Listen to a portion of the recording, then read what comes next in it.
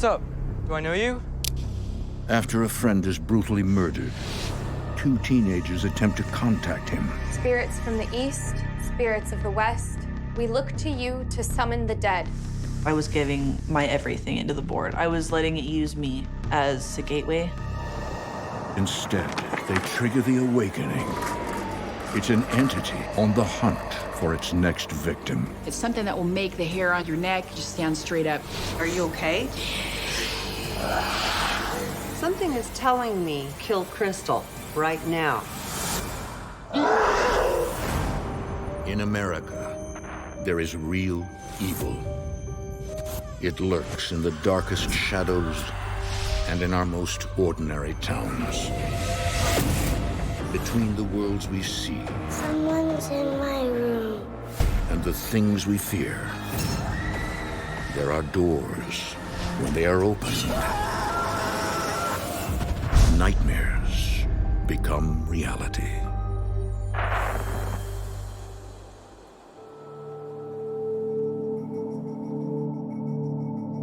I've always felt like I had a connection to the supernatural world. When I was 15, I underestimated how dark and powerful it could be.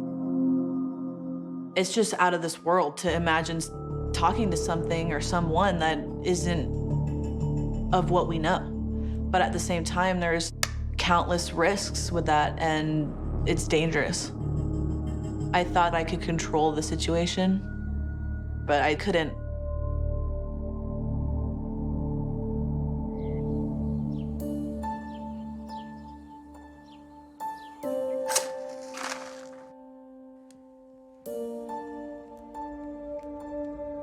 In the fall of 2012, Gemma Myers prepares her home to welcome her friends Julissa Finnan and her mother.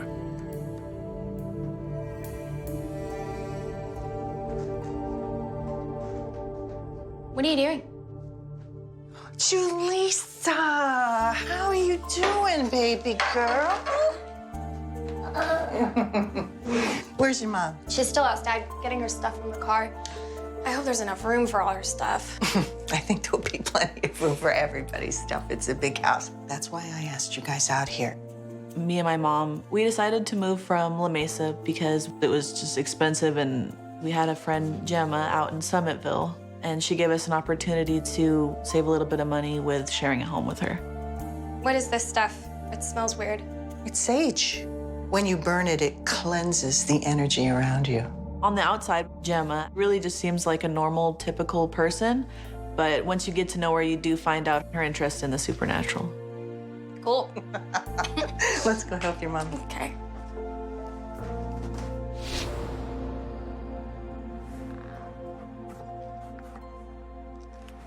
Well, I think this is the last of it. Julissa's mom, Crystal, hopes that this move will be a fresh start for both of them. Being a single mom, things were very difficult. I was trying to start out a business doing house cleaning, but was not being very successful in finding clientele. I was pretty disillusioned with just the cost of living in San Diego, so we ended up just taking a leap of faith, and I really wanted this to be my huge stepping stone into better things. Well, what do you think of this place? Feels like home. Coming from an apartment, I was definitely excited about just overall having more space. We've never really had our own, house. I loved it. Why do you have so many pillows? One afternoon, Gemma takes Julissa to a New Age store. Gemma had asked me if I wanted to go to a spiritual type shop with her up in a town called Idlewild, and so I was down for an adventure. Don't you love it? I love everything about it. I love the way it smells. There's a book in the back that I want to look for, so just look around, have fun. Okay. I'll be right back. As soon as you walked in, you could just smell all these herbs and all these incense. There was any kind of stone you could imagine. Books on everything, really. Everything earth-wise, spiritual-wise, human body-wise. But at the same time, there were also items that were a little bit more dark, a little bit more risque.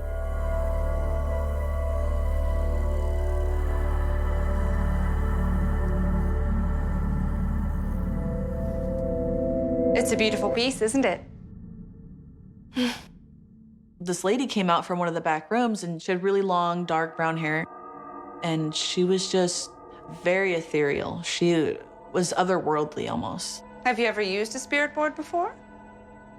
My mom warned me never to play with one. It does take a skilled hand to use it properly. I was very drawn to the spirit board. I just felt like it was really, really cool. May I?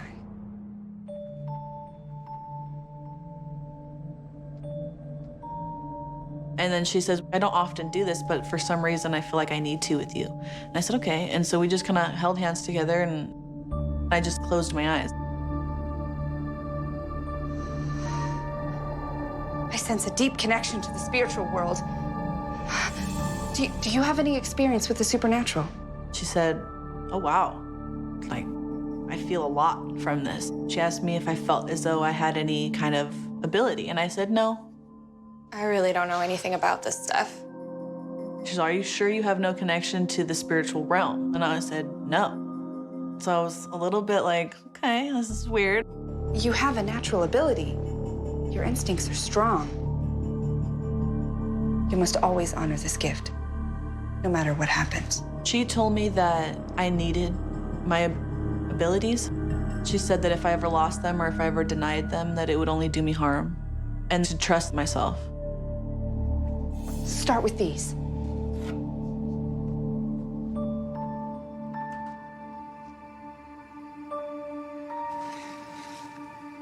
My opinion of the supernatural was that I knew that it existed. I wanted to learn more about it. Oh, I found it. Look. How cool is that? What are those? Tarot cards? I think I was just talking to...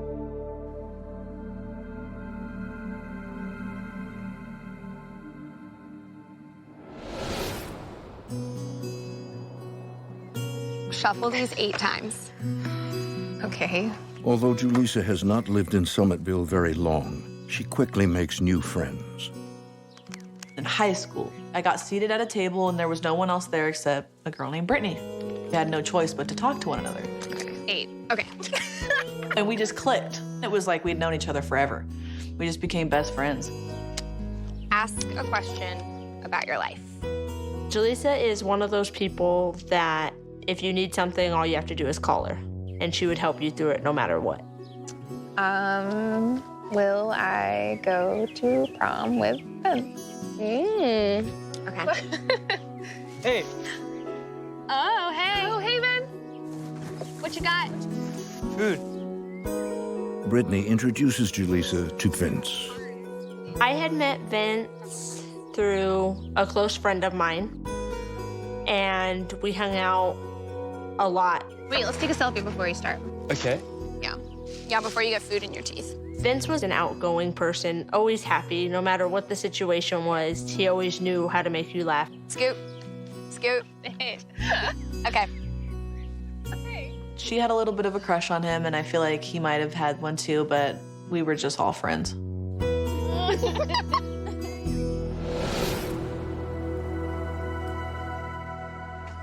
Oh, watch where you're going. Sorry. There's gonna be a spider right here. That's disgusting. Stop talking about that. Rude. What? Oh, it's my mom. And she's super pissed off. I gotta go. Okay, bye. I'll call you guys later. Bye. Bye. I should go too. Come on. Do you have to? It's still early.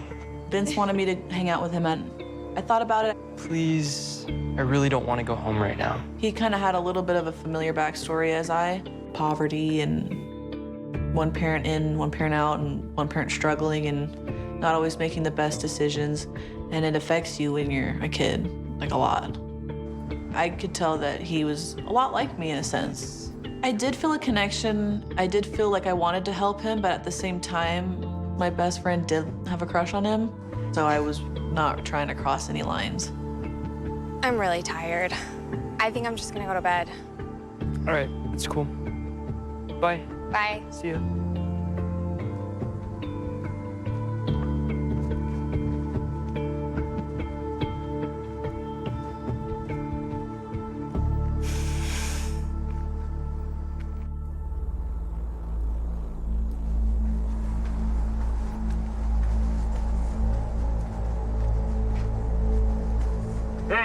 Vin! What's up? Do I know you?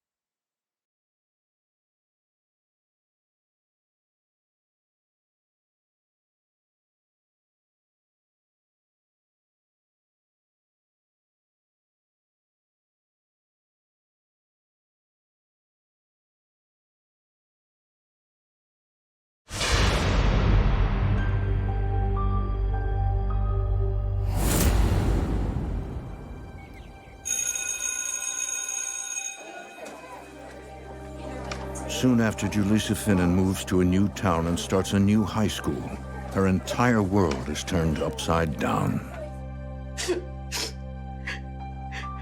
Brittany?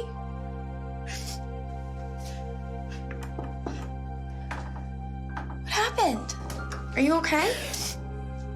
Vince. He's dead. What? I was very, very shocked. I just felt so helpless. It was life-changing. When I had found out about Vince's death, I was just devastated. The only thing that I could get through my head was why? Why him out of everybody that's in the world? How? He was murdered.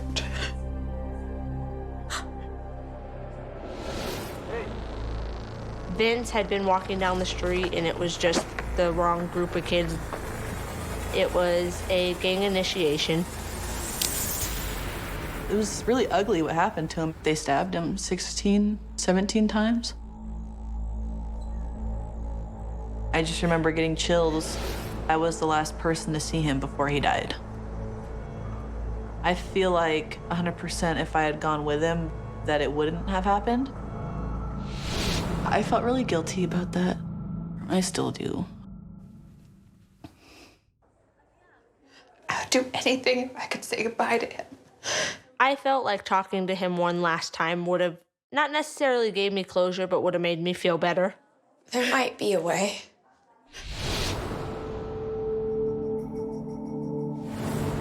Can you come over this weekend? Yeah.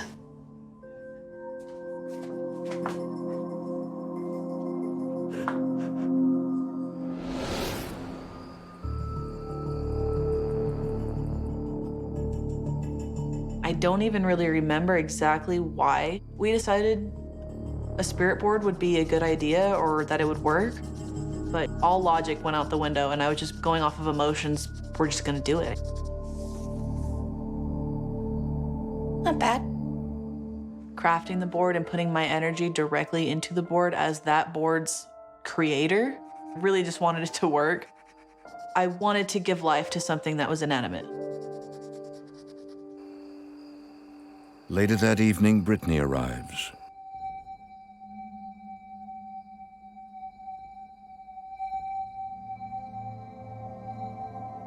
With the stage set, Julissa and Brittany prepare to contact their murdered friend Vince. But Brittany has her doubts.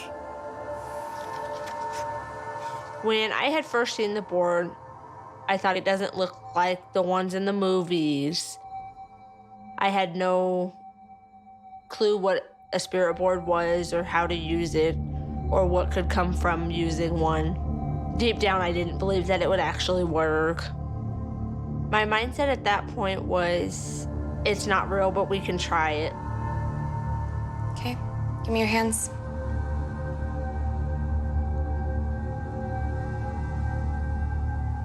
Julissa begins the seance by visualizing a protective shield around Brittany. Julissa told me that she was gonna put a safety barrier around me so that nothing could happen.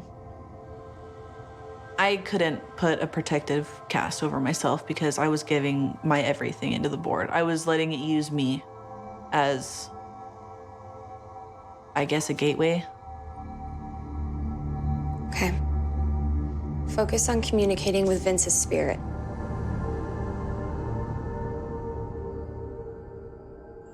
Spirits from the east, spirits of the west, spirits of the north and south, we look to you to summon the dead.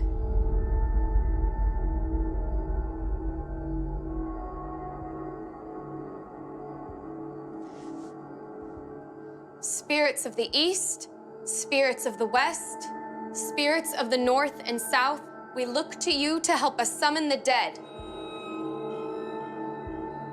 I was channeling so much energy. I was pulling it from everywhere.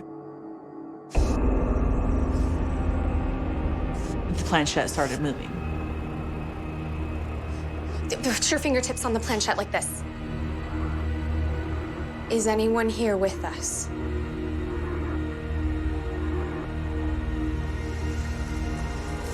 And then slowly but surely it slid over to yes.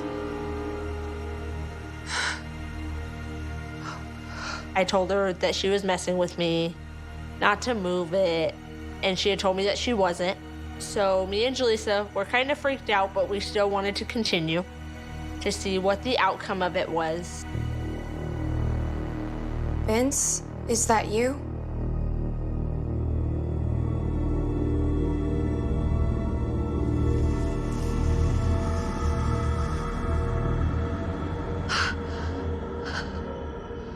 Are you okay?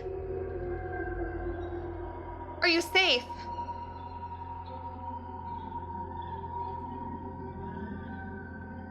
Please, I just want to know that you're all right. I miss you so much. In that moment, it was almost like that gushy feeling in the stomach. Like, oh, could it be really him?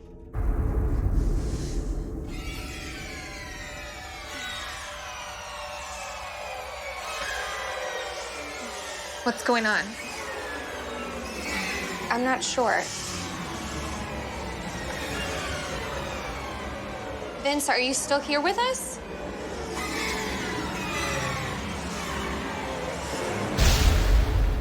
No. That was when I knew that something was wrong. Like, seriously, seriously wrong. I don't want to do this anymore. What? You can't stop. We're finally talking to him and you want to stop? I'm looking at Brittany and all of a sudden I just got like cold. I wanted to throw up. I knew that it wasn't Vince. We need to end this now.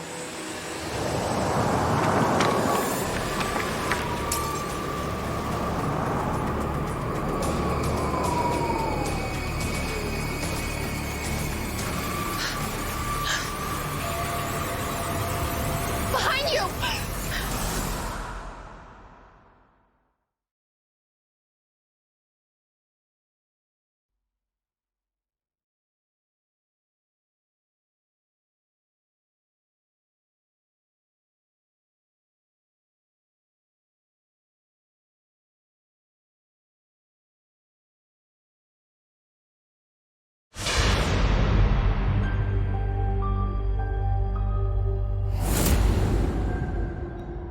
Vince, is that you? After their friend Vince is violently murdered, Jaleesa and Brittany attempt to contact him using a spirit board.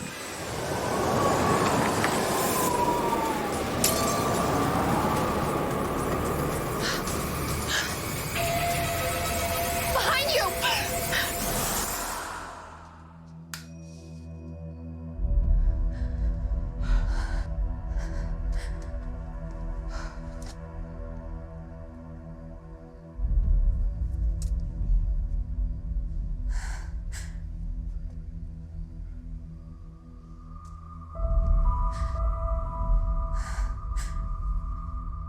This was a bad idea. Jaleesa believes the presence was not Vince. I could feel that something was with me in the house. I knew that it wasn't a person. We need to say goodbye. That's the only way to end the seance. Thank you for speaking to us, but we need to go now. Goodbye.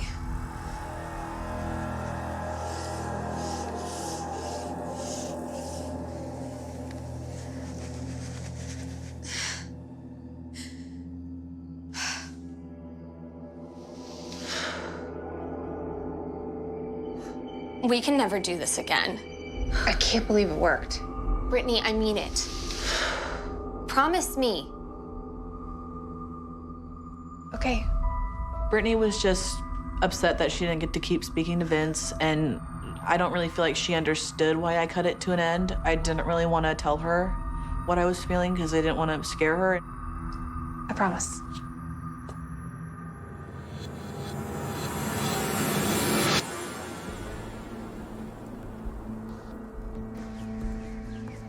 The more Julissa replays the seance in her mind, the more concerned she becomes.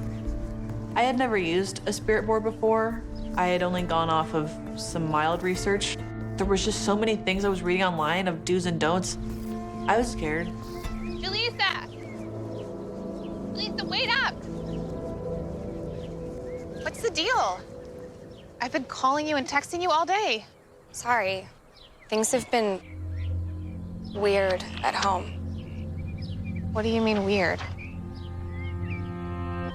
The spirit board. I think we let something in. Something not good. Are you serious? My first response was, what did it let in? What's gonna happen? Her response is, I don't know. We just have to see what happens. Did you tell your mom? No, no way. I didn't want to go to Gemma or my mom because I knew that they were going to be super mad. I was so afraid of getting in trouble. I think she needs to know. You promised not to say anything. Look, I'm just gonna handle this myself. I felt that I had a little bit of confidence in myself and my abilities. I figured maybe I could gather more information to teach me ways of being able to deal with it. Okay. I hope you know what you're doing.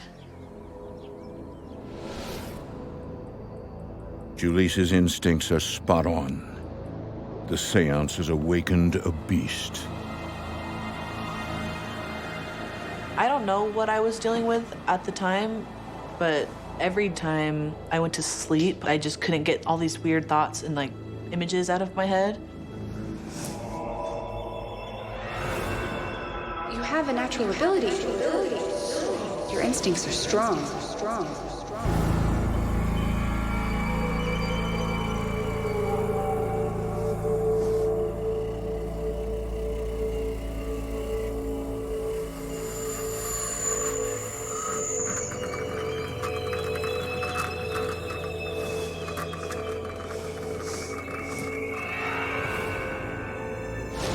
Is anyone here with us? Is anyone here with us?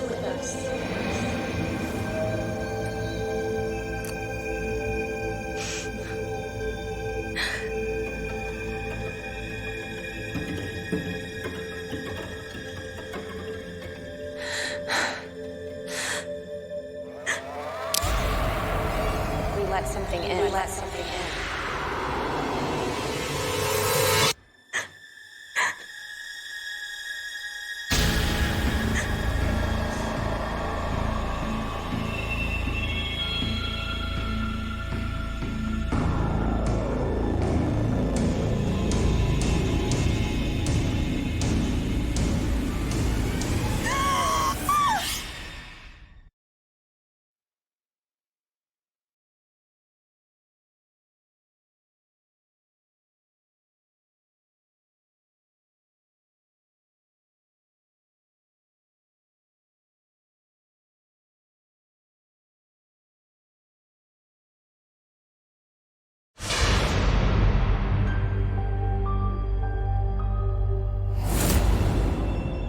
Ever since Julissa and Brittany attempted to contact their friend Vince using a spirit board, Julissa's been having disturbing nightmares.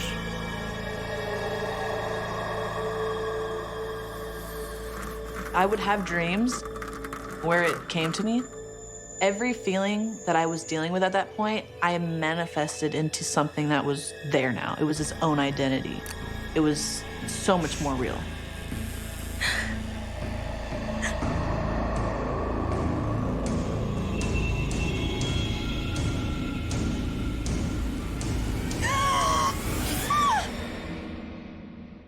It felt horrifying, but in the morning, I wouldn't remember the dreams that I was having. Oh my God!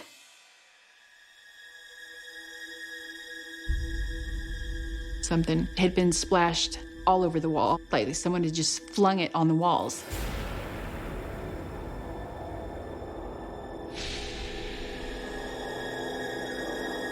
There was no explanation for it. What's the matter? What is this? Oh my God, what in the world is that? No.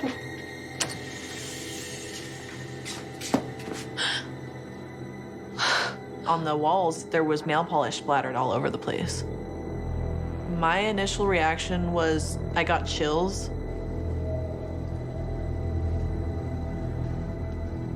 What? I didn't do this. Well, who did? I mean, it's something that will make the hair on your neck, your arms, everything just stand straight up because it's shocking. And at the same time, your mind doesn't even go to rationalize it. That was the first time that I ever felt creepy in that house, ever. It's basically vandalism in our own home. And if that's not terrifying enough, in the corner, a triangular shape, similar to the letter D, has been etched into the wall.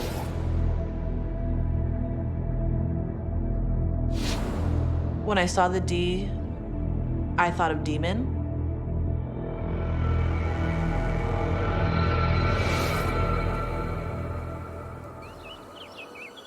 I was silently losing my mind at this point. I thought that this was just gonna be how it was forever. With the paranormal activity escalating in the house, Jaleesa knows what she must do. I thought that if I got rid of the spirit board, maybe that would cut off connection or make it go away. And I even was thinking about burning it. Jaleesa decides on a method. I cut it into the 7 pieces. After I did that, I went out to the backyard and I just made 7 different holes. But the risks are grave. It's important to dispose of a spirit board correctly, because if you do it the wrong way, then you can't go back. I was just hoping that it would work. Now all Jaleesa can do is pray.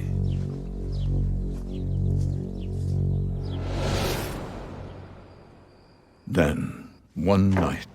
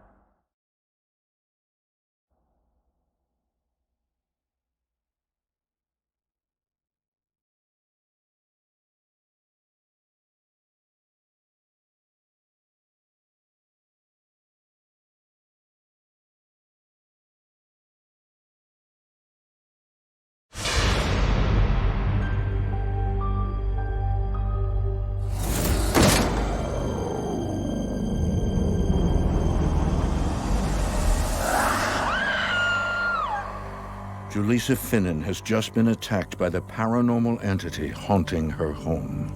It was just the darkest thing I've ever felt in my life. The thought that it was gonna kill me. What's wrong? Hey, it's okay. It's okay. I had never come across energy that was so strong. You okay? Jaleesa's dead white, just absolutely pale. And it was like she was cold. She was just shivering and her teeth were chattering. And she was just so upset. Are you hurt? I started feeling pain on my neck. There's 3 scratches on my neck.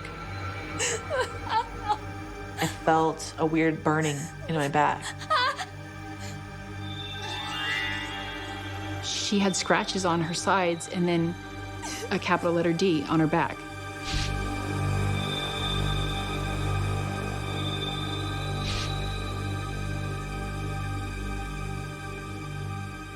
Why is this happening?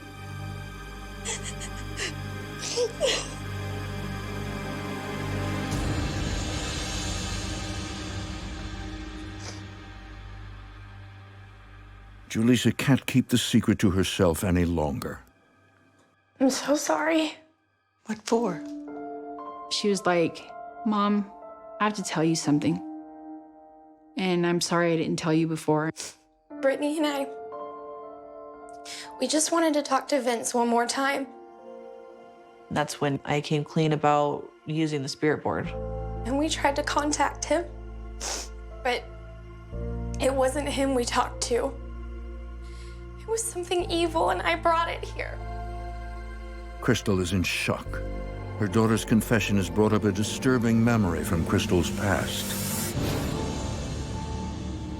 It was so long ago, but my best friend and I in high school just wanted to see if spirit boards really worked. Are you moving it? I'm not moving it. You're messing with me right now. It was really out of curiosity to see if they really even do anything. D? The entity from the spirit board. E? When it finally started talking to us, A? explained that her name was Deanna. N? She never used her name again after spelling it out to us the first time. N? A? She would only introduce herself as the letter D. This is kind of freaky.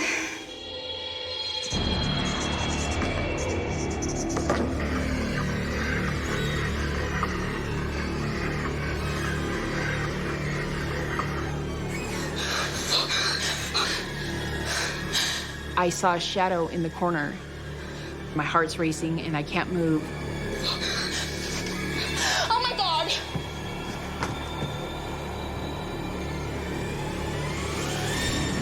Crystal suspects that this is the same entity that scratched the letter D in the wall and on her daughter's back. I'm sorry. Like the hair stood up on the back of my neck and I knew exactly who the entity from Julissa's spirit board was. It's okay. It's okay.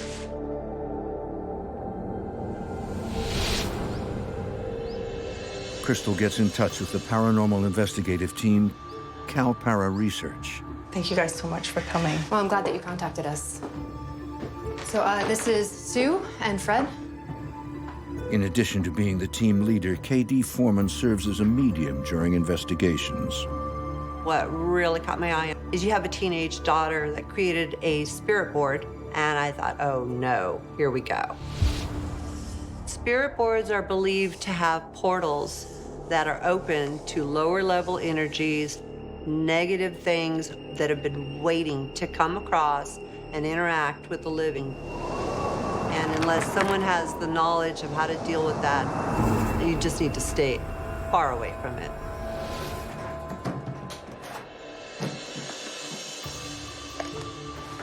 Fred serves as the lead investigator.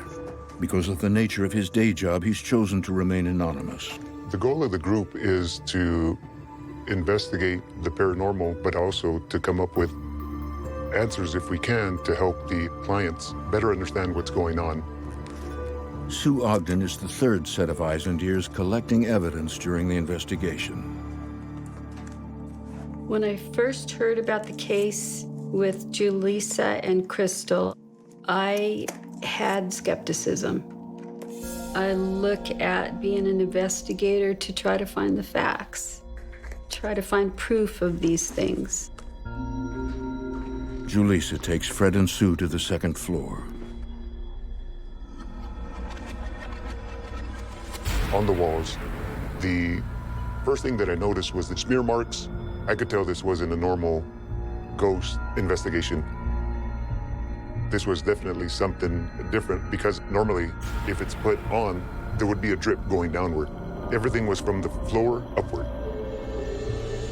There was a triangle that was etched, but you could tell the deepness in that.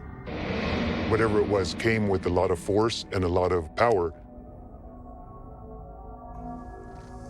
The things that were happening in the home were very unusual. It did appear to be more on the darker side. I understand you were scratched. Mm-hmm.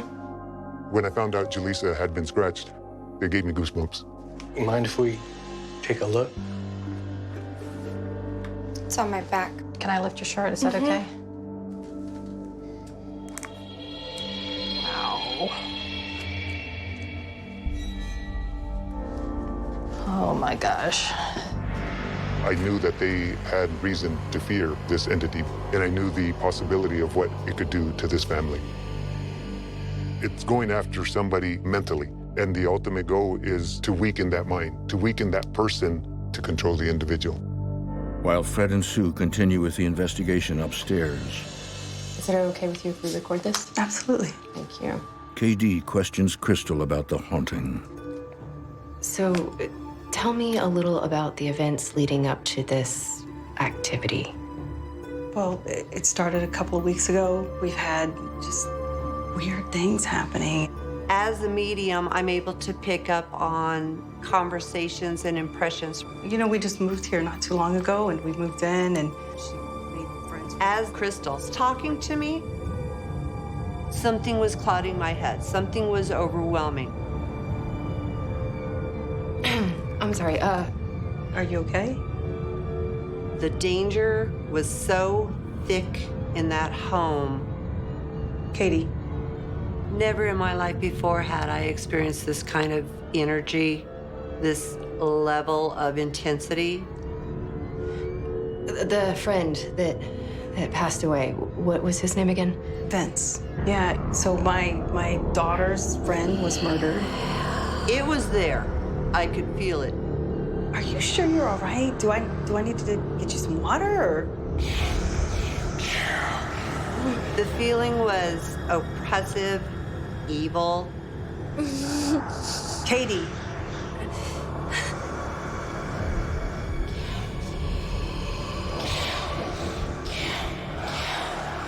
Something is taking over me and telling me, kill Crystal right now. Are you all right? Katie. Katie.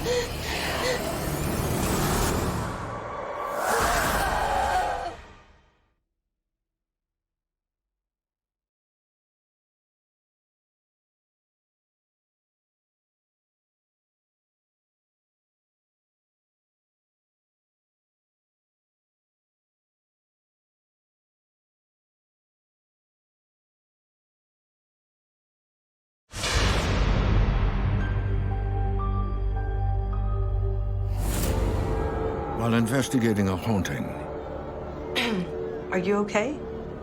medium KD Foreman is suddenly overtaken by a vicious entity.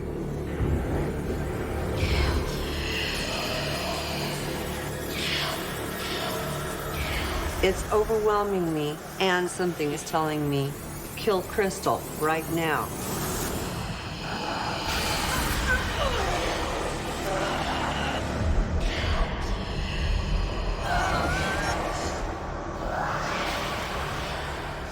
And I'm just pushing with everything back.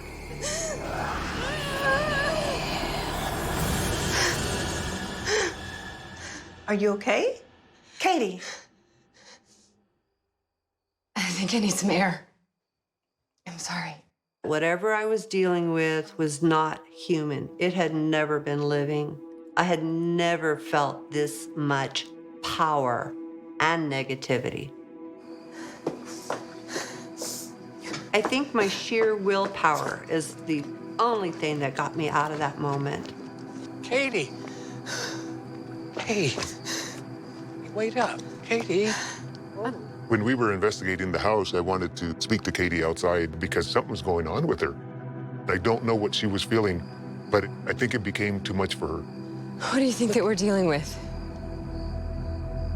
Poltergeist. I don't know.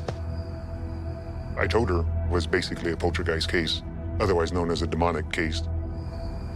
Whatever it is, it's bad. It's powerful. This thing is the strongest thing I've come up against. And I don't know that I have the knowledge to handle this home. And I kind of wondered, should we even be here? Are we qualified?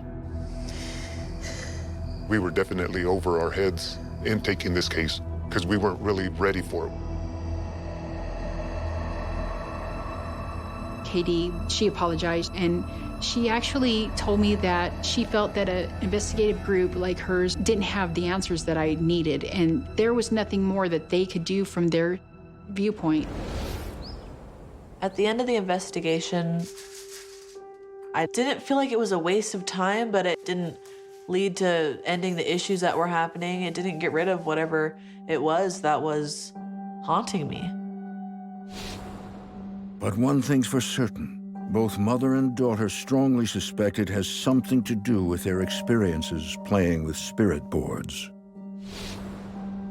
Even though I'm not necessarily being scratched or heavily attacked, I still know and feel that this entity is still with me.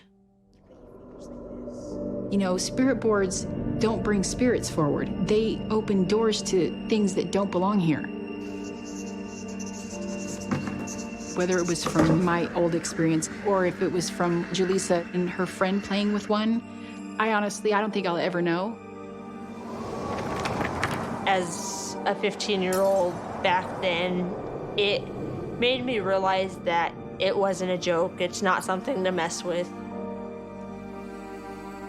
This experience has definitely changed my life. It's kind of forced me to dive a little bit deeper into the abilities that I have, and it kind of helped me find out who I am and why these things happen. And I had no choice but to get stronger because I couldn't get rid of it. Ultimately, Julissa's experience with the supernatural leaves her searching for answers. Hi. Hi, can I help you with anything? There's someone who does readings here. Is she here now?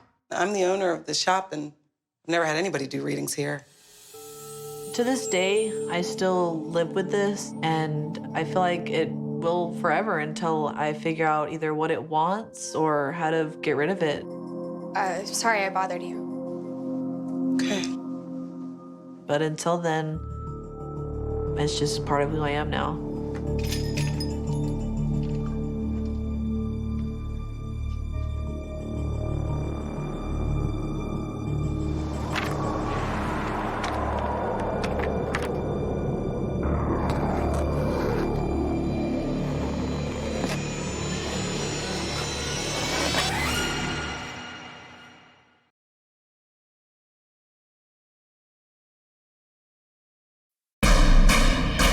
This world, there is real evil in the darkest shadows and in the most ordinary places. These are the true stories of the innocent and the unimaginable. Al and Kelly are building a life together, but they find themselves in the shadows of a grim past. Death lurks around every corner. And Al uncovers a long-forgotten tragedy. The killer returns from the grave to tear the family apart.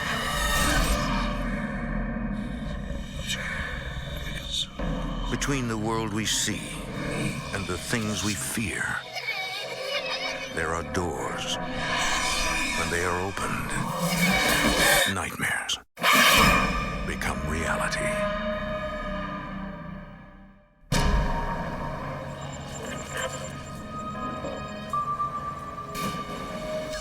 In the Canadian city of Montreal in the fall of 1996, single mother Kelly Fontaine and her 6-year-old daughter Haley fantasize about living in a big house. Yep, okay. 1, 2, 3. We would walk along and, pick a street, and she'd pick her favorite house and I'd pick my favorite house. That was kind of a game we always played. Out of concern for her family, Kelly agreed to be interviewed only on the condition of anonymity. We both seem to like this house, where every other street I would like one and she'd like a different one. I guess that's why this game came about, because we always dreamed of living in a nice house. Someday we are gonna have a house just like this.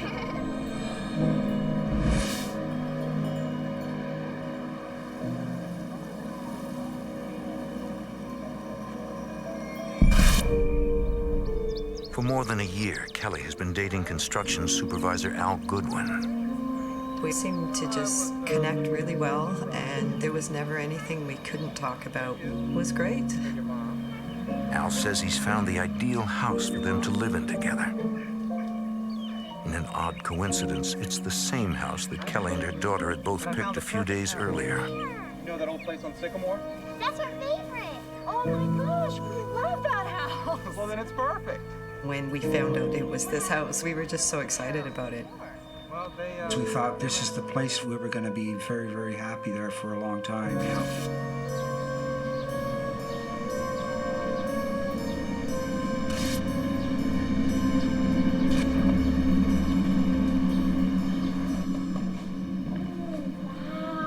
it's lovely. Yeah, it's great. Before moving in, Al and Kelly have the rooms repainted. When we have a baby. They begin planning how to decorate the nursery.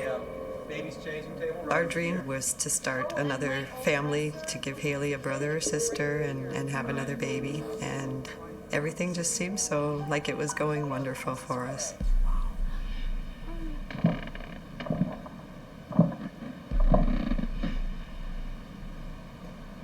Did you hear that? Yeah. Let's check it out. We heard somebody coming up the stairs.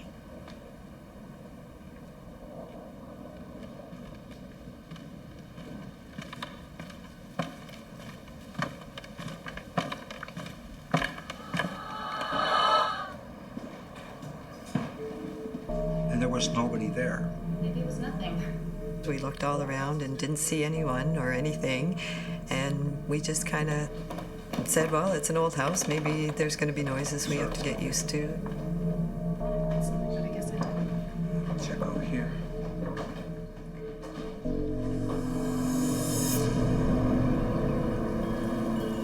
A few weeks later, Al is at work and Haley is at school.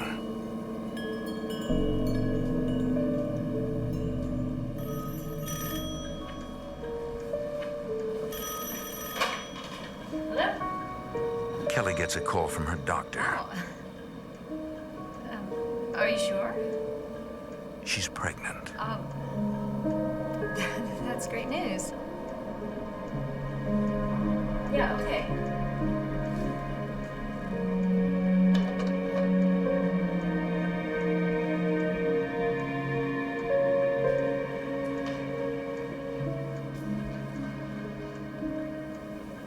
I was just tidying up.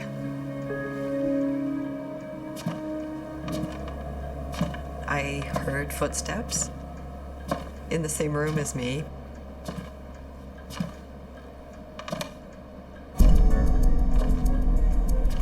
I thought, okay, I'm not going to overreact.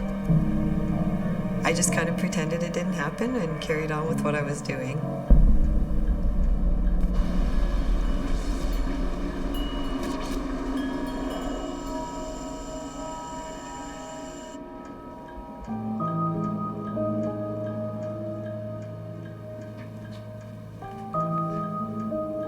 That evening, Kelly breaks the news to Al. I'm pregnant.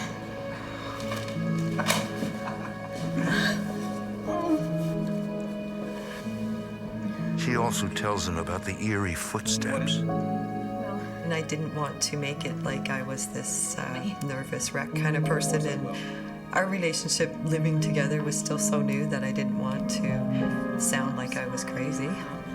I mean, there's nobody there. I just hear footsteps. I couldn't believe it. I just couldn't believe it. Maybe it's somebody walking outside. Yeah, maybe.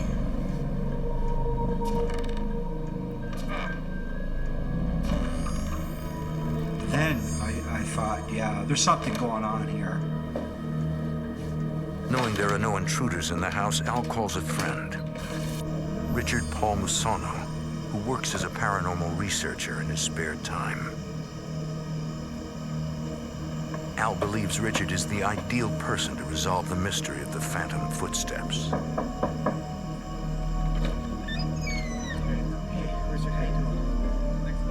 They were very worried. They just signed a lease for a new place.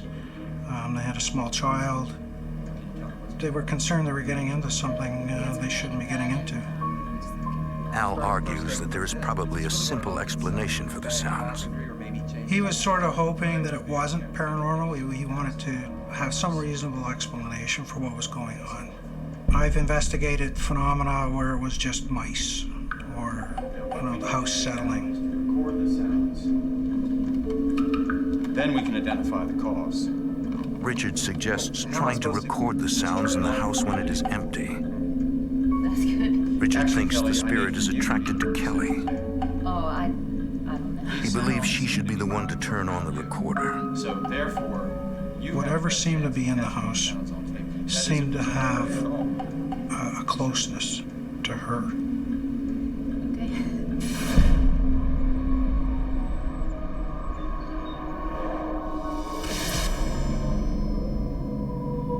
The next day, Kelly prepares to leave to pick up her daughter Haley from school.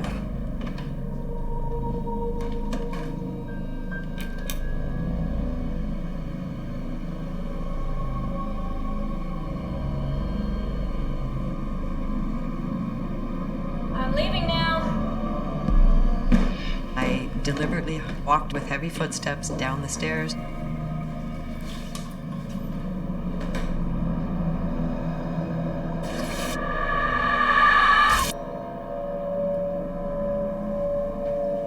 And I slammed the door so that anything that happened past that point of the door slamming, they would know wasn't me.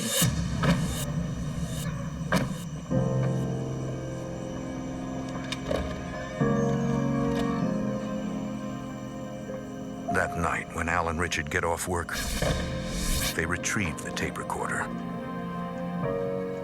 I did not touch the tape recorder. I did not rewind it. I didn't want to be the one to find out whether there was anything on it or not. I'm leaving now.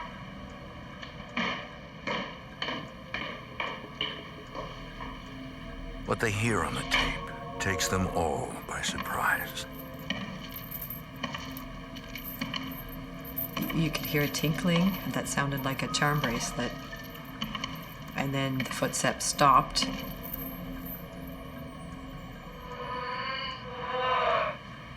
It was almost not even a human sound. It was awful. It was just awful.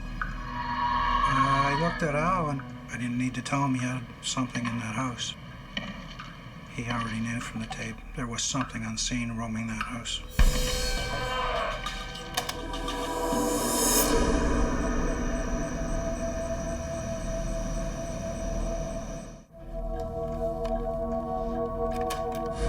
Al replays the eerie recording.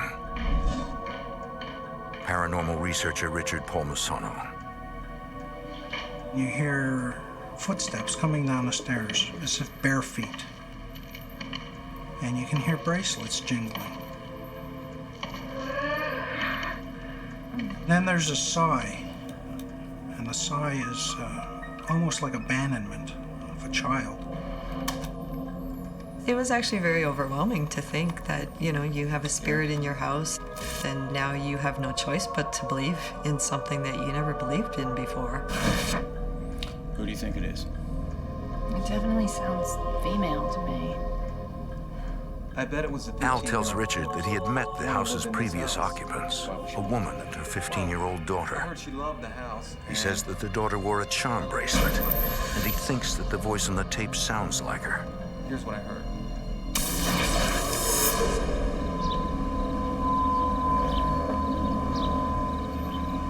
Both the mother and daughter were forcibly evicted for failure to pay rent. Al says the mother was a drug abuser who dressed provocatively and hung out in bars.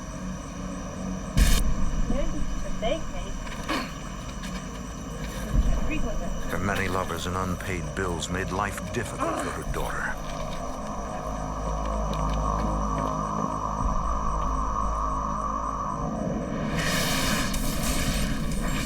Al says he heard that after moving to an apartment, the mother continued to frequent bars.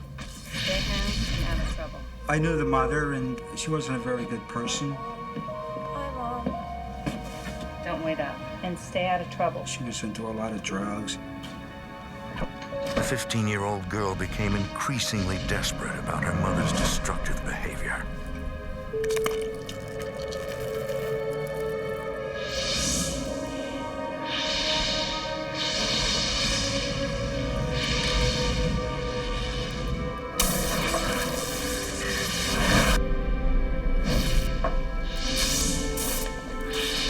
Decided that death was not the right answer and called 911. I need some help.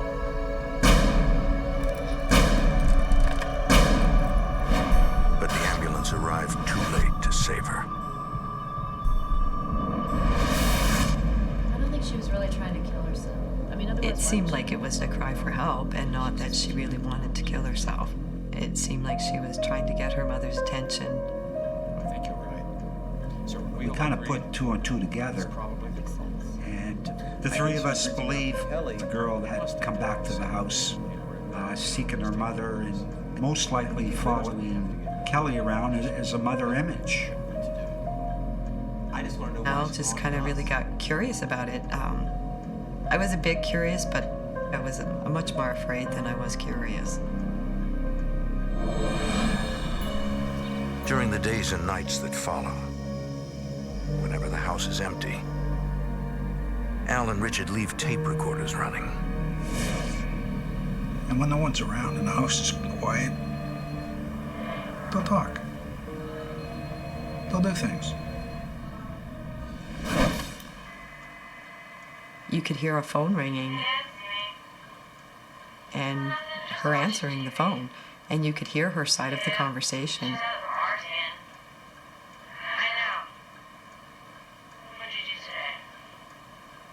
It was completely obvious it was this girl.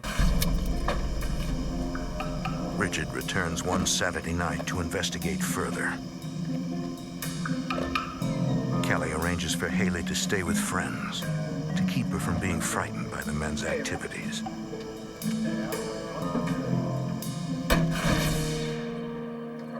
Al and Richard set up their equipment in key locations around the house. We were running video upstairs. We had tape recorders recording upstairs. We had tape recorders downstairs operating. I'm glad you could come over. Oh, Richard. Richard's wife arrives to keep Kelly company. I'm gonna go get the coffee, and if you don't mind, the cards are in the closet. All right. They decide to play cards. Yes. Okay. Thank you.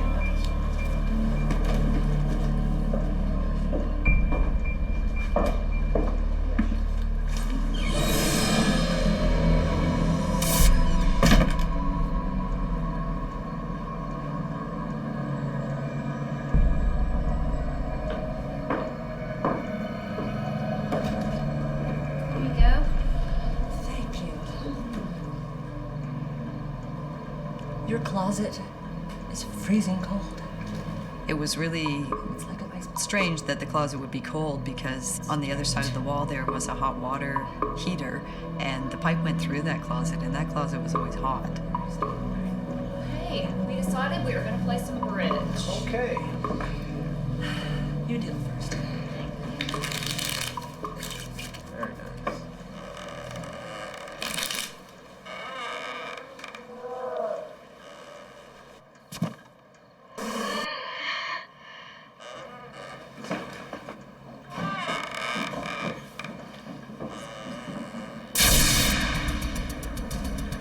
Al and Richard are eager to listen to the tapes.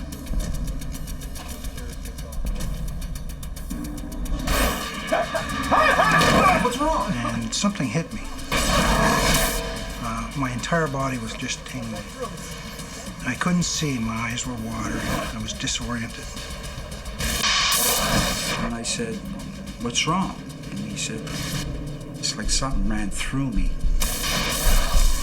Can I I get you something? So, some water, an aspirin, anything?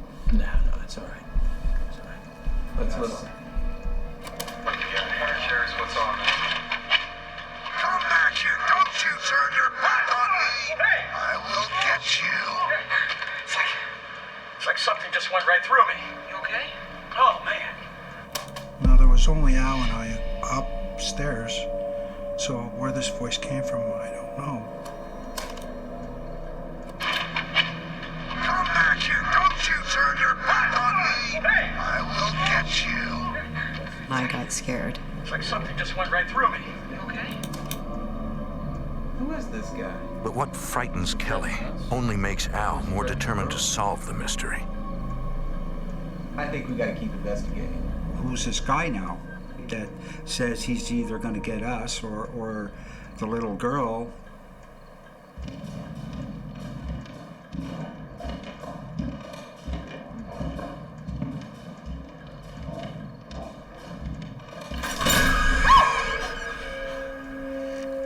This door has no habit of opening by itself. Al.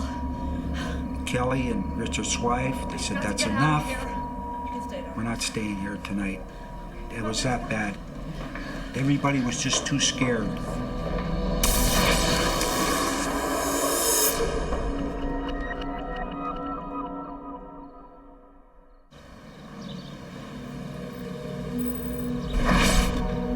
Al, Kelly, Richard, and his wife returned to the haunted house after a frightening experience the night before.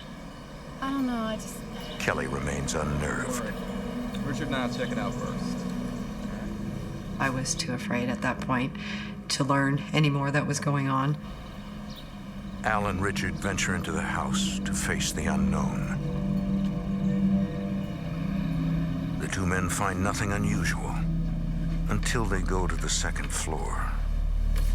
We went through the house, upstairs, only to find all these black skid marks throughout the rooms. It certainly would explain how loud it was last night. The only thing I can It's more than reason just footsteps. is some other entity, some male entity in this house was chasing this girl. And she was trying to get away. We believe she's They being tell the threatened women what they've found. by a male entity. Richard believes they need to help the girl cross over to the next world. And we need to help her cross over. I felt an obligation to try to help her. We can go to our house. Why I really felt like that, I really don't know, because I was very afraid. Kelly and Al agree to try to help the girl. They hope that it will give them back their home. We can probably help. I thought maybe once this girl was on her way, everything would be okay. And we'll get our house back?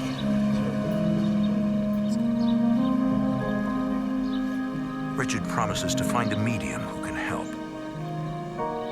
Kelly, anxious to preserve her relationship with Al, reluctantly agrees to continue living in the house.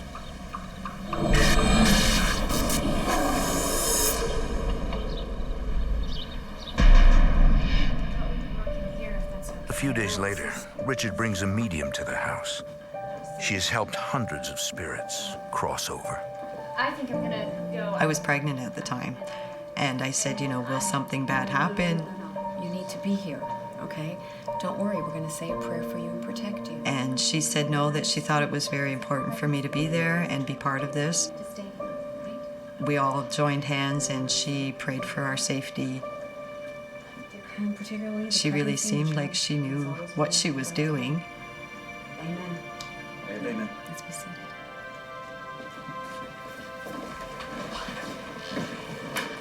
I need you to be as quiet as possible when you say the movements.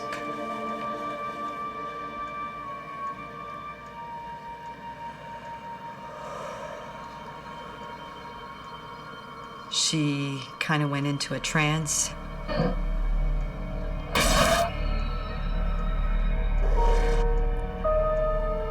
Hi, honey. She was having a conversation with this young girl and telling her that she wasn't supposed to be here and stay here, that she needed to go on her way. You need to cross over now. It's all right. Don't be afraid. Don't be afraid. I know it's. You need to cross over now, and you need to follow the light, and I'm here to help you. It's okay. Don't be afraid, all right? Suddenly, the medium flinches. There's a negative entity that just entered the room.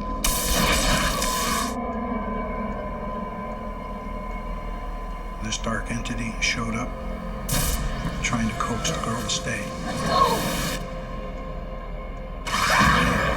The medium urges them both to cross over.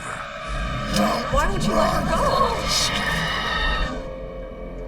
She started arguing with the male spirit, telling him to leave the girl alone. I command you in the name of God to let her go!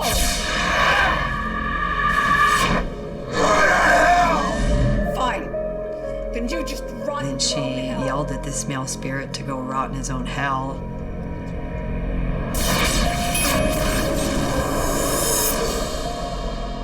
She's gone. She did assure us that the girl had gone on her way, but she said the male spirit, he is not going anywhere. I don't think you're going to get him to leave. And he's not the only one here. And I was just, I felt kind of crushed at that point. Kelly wanted out. Al wanted to know more. This is John, the clairvoyant I told you. A few weeks later, Richard invites a clairvoyant to see if he can help. Let me give you a little bit of background. I've had this ability to sense spirits since The clairvoyant, John, has been able to sense the presence of spirits since childhood. buildings such as this. This will help. He has communicated with the dead in more than 1,000 readings. Hierarchy of ghosts.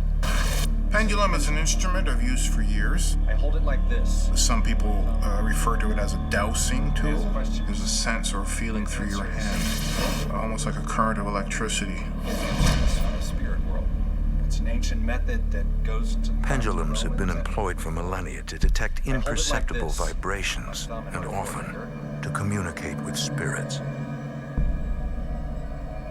John explains that he asks questions and that the spirits move the pendulum clockwise for yes and counterclockwise for no.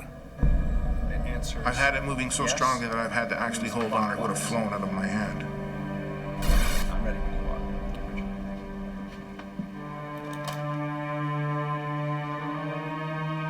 you are. Is there a spirit here who would like to communicate? I did get a positive response. Are you a male spirit? The pendulum indicated a very strong yes. Yes. Can you tell me about it? And then all of a sudden, boom, fear would come right through me. Whoever was speaking to us is now terrified. Not tonight, he's killed him. John tells them that the dark entity has silenced the other spirits. We can try again.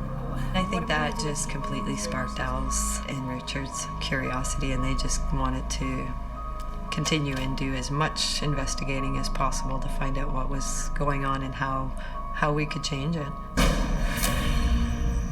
A few nights later, John returns for another try. I usually run equipment at the same time, and then afterwards I would review the tape, and then I would hear the other side of the conversation. Is there a spirit here who wishes to communicate? Do you know the name The of the dark clairvoyant spirit? tries to find out more about the dark entity. I specifically remember asking, does he have a name? Do you know his name? And the answer clearly was, and this is when the pendulum began to accelerate in its intensity, yes. Please indicate when I get to the first letter of his name. A, B, C, D, E. Good. First letter is E. Now for the second letter.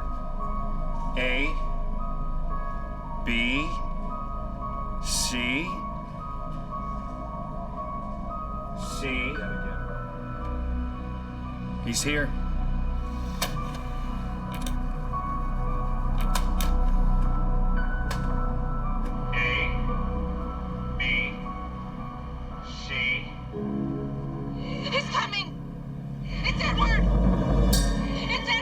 night, what we got on tape was, very clearly, You didn't tell them my name. you didn't give them my name, did you?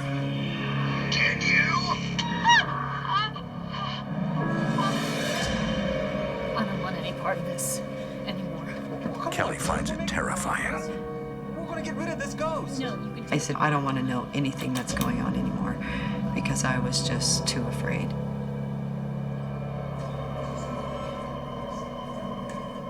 Richard begins researching the history of Al and Kelly's home. He discovers that in the 1930s and 40s, it was home to the hired help for a nearby mansion. He also discovers that the mansion was managed by a man named Edward, the same name heard on the tape.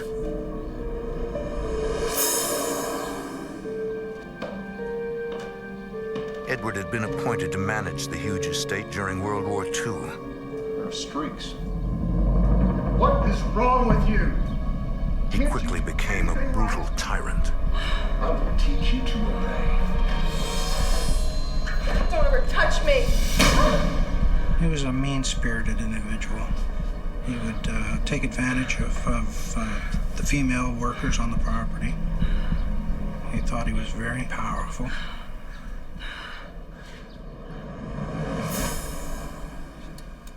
So Richard was doing some research, and he found out there really was an Edward. Al tries to tell Kelly about their research.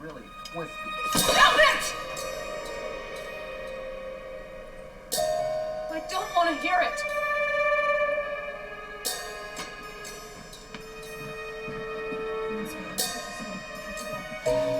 Carol, come on.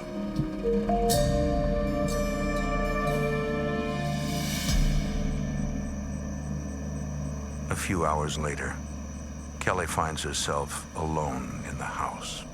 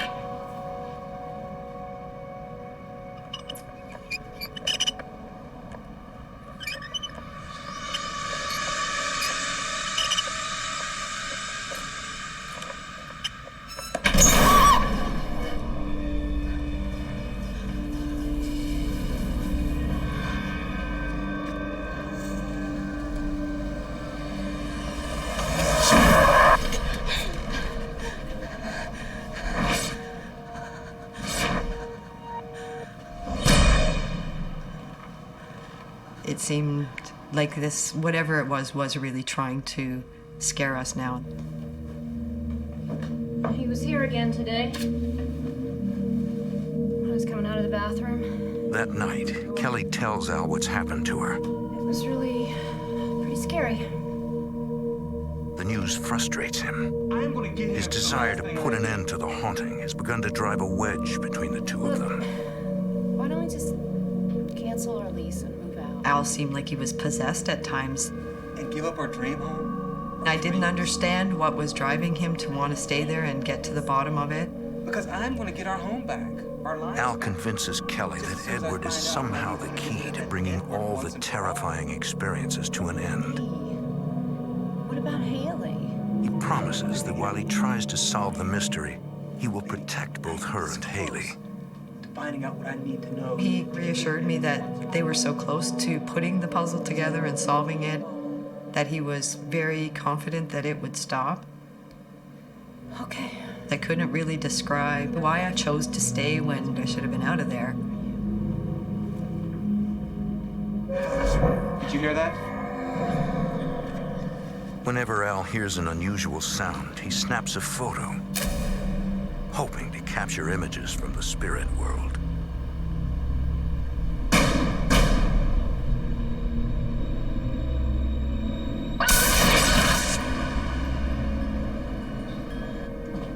Check it out. Here are the pictures I told you about. Al shows one of the photos to Richard and John.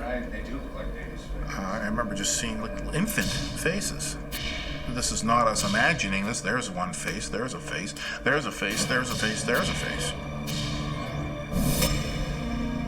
But I didn't understand why I saw so much blood. It's like a spiritual orphanage in here.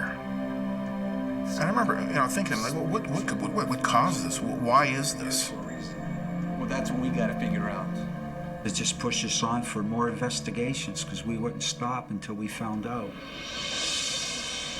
You have a choice. Get out or find out what's going on. One night, Haley goes downstairs to get a drink of water.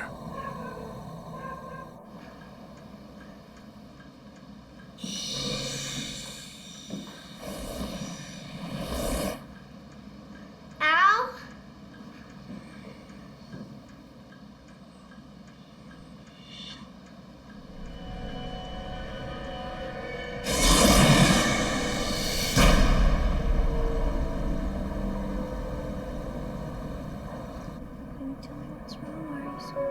Her terror makes it difficult for her to talk.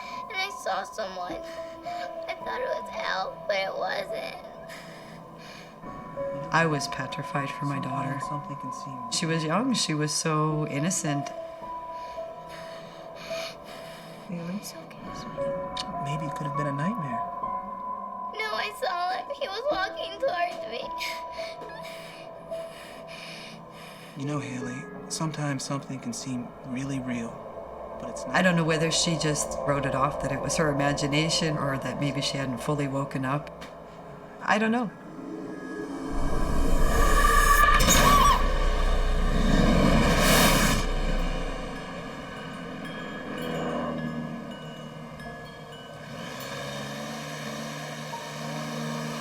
The next morning,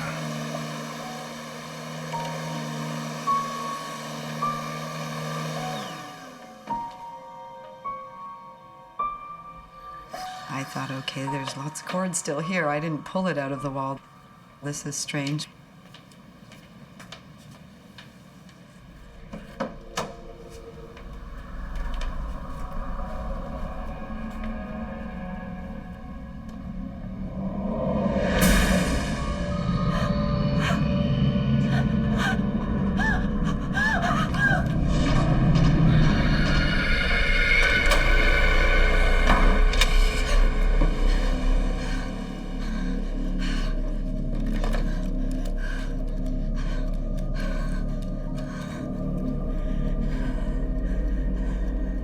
Al, it's me.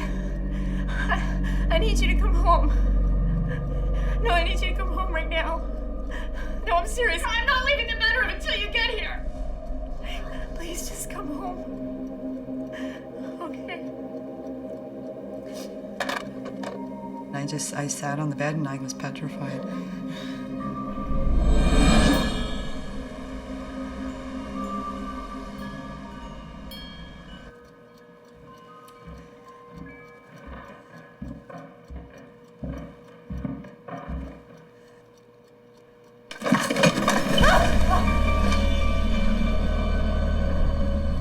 Kelly, it's me! Al, open the door!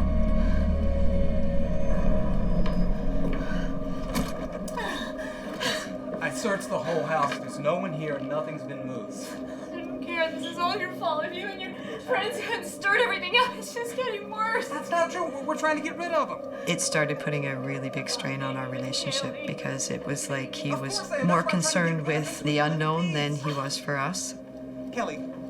And I felt very frustrated that he was so into doing this and figuring it all out that he was putting our feelings aside. More weeks. A few more weeks. He, again, convinced me that they were just so close to putting this puzzle together and that things were going to change and things would be okay once they figured it out. It's scary. Al, Richard, and John decide to only do research outside the house out of respect for Kelly. I saw that she was very nervous. She didn't want to disturb her household, but at the same time, her household was under attack, and so was she. John warns Al that evil spirits may be trying to ruin his relationship with Kelly. And I did say this to Al, be careful with the relationship with your wife, because very often they will do things to get you arguing, to get you fighting, to get you to hurt each other. They feed off that negative energy. They also know that, they break your marriage up, you're leaving. The fact that it manifested solid as it did, I felt it was saying, I know you see me. I don't care. I want you to see me. I want you to get a good look at me. Al tells the others that he heard that a man living in the old mansion next door had repeatedly seen the dark, ghostly figure in his basement apartment. The man moved out after a section of the floor in his bedroom mysteriously sank. It's interesting that this figure is showing up in different areas of the property. It doesn't seem that he just shows up in one room of a house. I said, we need to look into it. It's not good. They decide to investigate.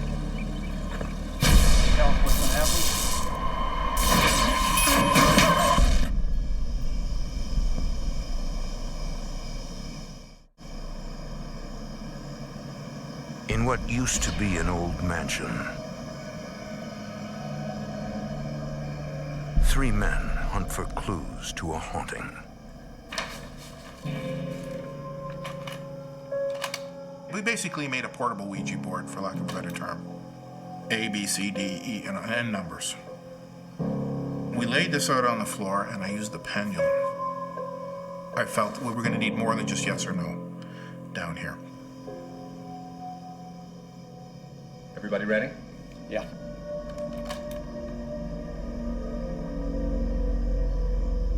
Is there any spirit here who wishes to communicate? John contacts the spirit of a 19-year-old girl. I asked the young girl her name. She very clearly spelled out Angela. How old were you when you died? John discovers that in 1943, the girl died on the property. And I asked her, what is it that caused your death? B. And the word I got was bleed. B-L-E-E-D, bleed. B-A. And then, B-Y. Very clear, my baby. John learns that she had gone to see a doctor. She identifies him as the butcher.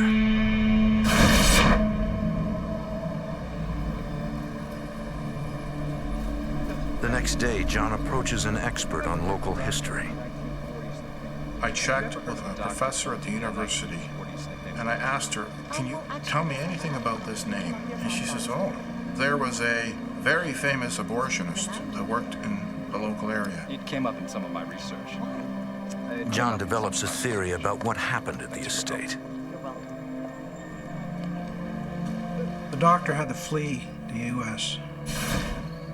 back in the early 40s. And this butler, Edward, saw a beautiful opportunity. They could make a lot of money. Please stay as long as you want. Thank you.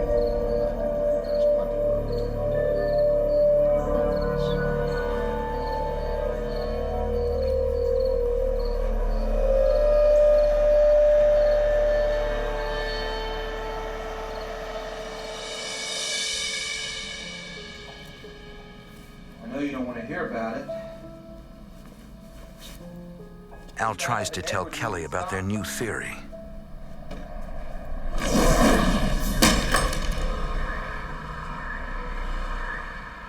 I had a crucifix on my nightstand, and it landed with such force that it broke.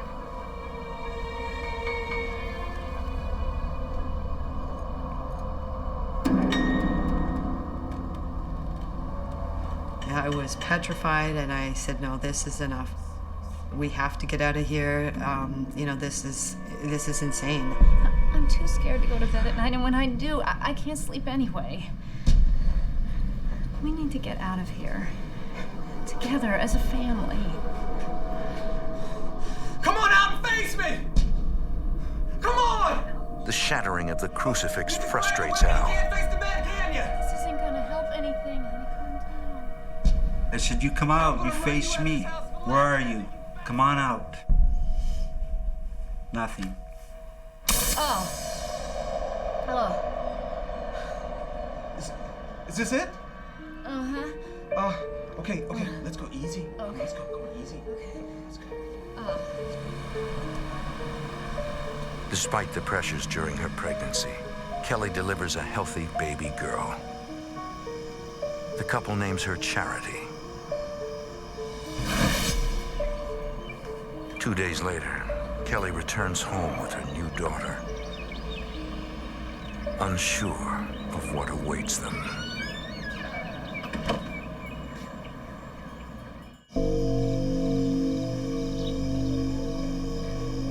At the former mansion, the three men hunt for information that will help them expel a powerful dark entity. We would like to speak with Angela. Is Angela here? John contacts the spirit of a girl who says she died in 1943. Yes. Can you help us find your body?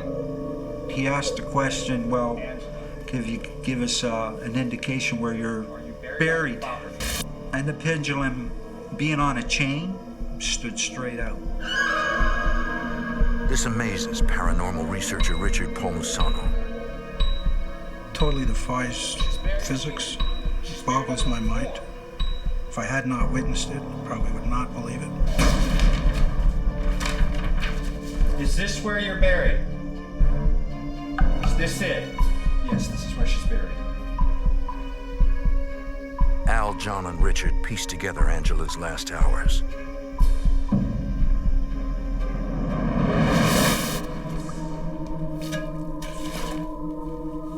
She had gone to the estate for an abortion, but the procedure was botched, nearly killing her. Edward and the doctor carried the dying girl to the basement and dug a shallow grave. He and the doctor dumped her in a hole in the basement.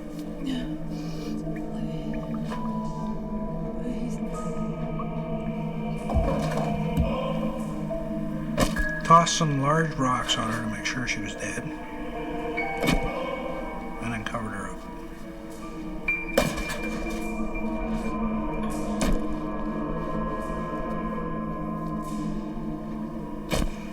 And this 19-year-old is still there. She wants to be released. She wants out of that house. The nightmare is almost over. Al has a background in construction. He tells the owner he will tear out the sunken floor for free. The floor has to be replaced anyway, so the owner agrees. We went about 8 or 9 inches deeper.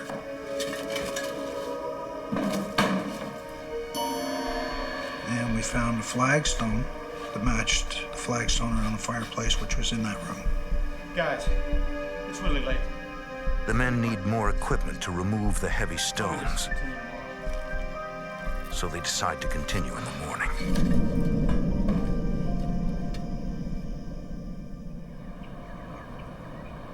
The next day, the men return to the mansion to continue digging. Hey, what are you doing? But the owner has hired workers to repair the floor. They've already poured new concrete. We got to get this surface done. We shouldn't have stopped. We should have kept going. I could have been as little as 6 inches away from a startling revelation, and I believe she's still there.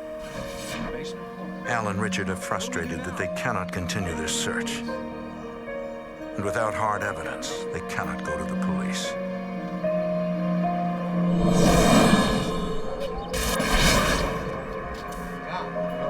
John, what is it? Yeah, does that feel better, honey?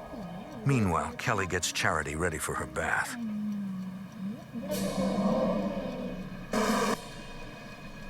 Yeah, come on. John, what is it? Revenge. I think we've made him mad. John suddenly senses they've deeply angered the dark entity. Newborn.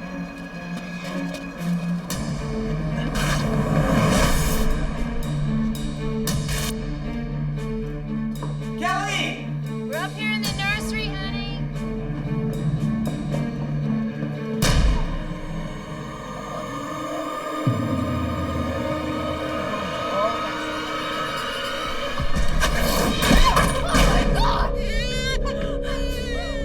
Kelly!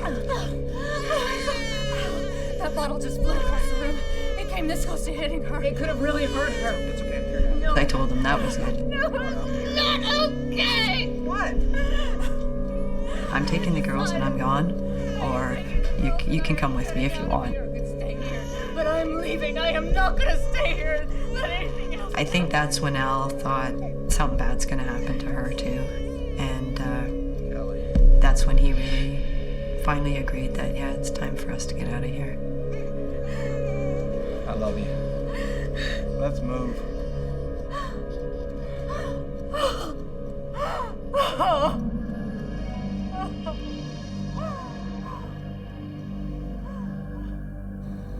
The family finally moves out, leaving the dark entity in control.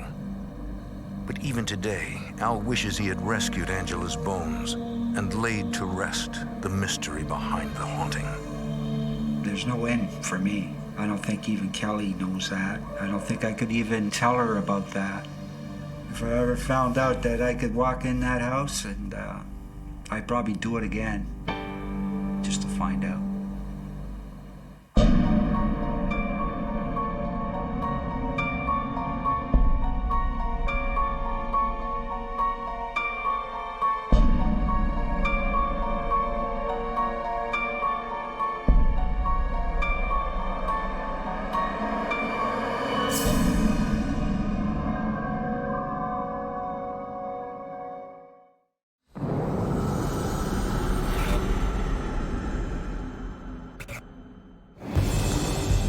A man in love becomes the target of a deadly spirit. There was 5 marks, like somebody had really dug in and scraped down. Determined to keep him in its clutches. This entity was attached to Charles. She was very jealous, very possessive, and very angry.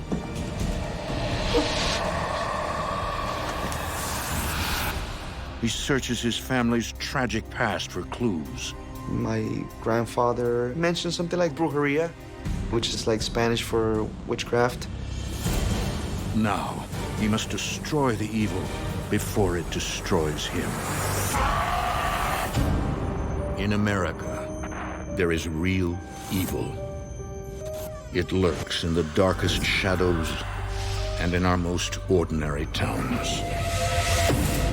Between the worlds we see Someone's in my room.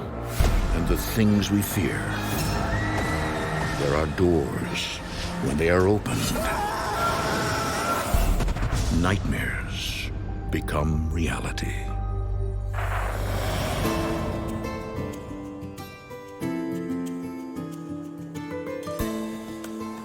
Just north of the trendy and fast-paced city of Miami rests the tranquil seashore of Hollywood, Florida. It's definitely a place to be. It's so relaxing, and you get away from everyday life, and it's so awesome just walking by the beach. I love it. In 2010, Charles Gonzalez invites his new girlfriend, Hannah, a single mother of 2, over for dinner. I met Hannah through a mutual friend of ours. Things were getting a little bit serious between us, so I didn't want her, to meet my mom. Mama, look who's here. Ah! Hello. Oh, beautiful. So nice to meet For you. me? Thank you. Sit down, sit down. It's going to get cold. Gracias, Mama. Ladies first. Thank you. My mom liked what she saw. She liked my mom. They got along pretty well, It was definitely a good day. Back in Bogota, we used to have these huge family dinners. Mama would prepare this delicious feast. I came from Bogota, Colombia. I was born there. It's always in my heart. You know, it's where I grew up. Well, tell me, what was it like?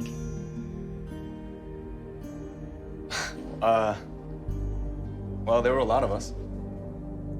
And we all lived in the same house, if you can believe that.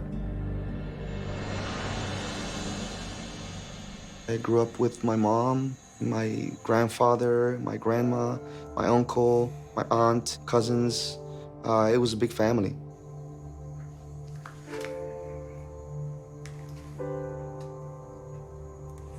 Why? It's just a joke. Okay, stop playing around, you two. Grandpa's coming home soon. Sorry. Hola, how are you? Hola. ¿Cómo están? Bien, ¿cómo te fue el día? Estuvo un poco caliente, a little bit hot, but it was good. Muy buen día. My grandfather, he did major projects all over the city, building homes. I never saw him resting. He was the head of household. He was the backbone of the family. I mean, he was such a presence to respect. Eso me ayudaste. Gracias. De nada.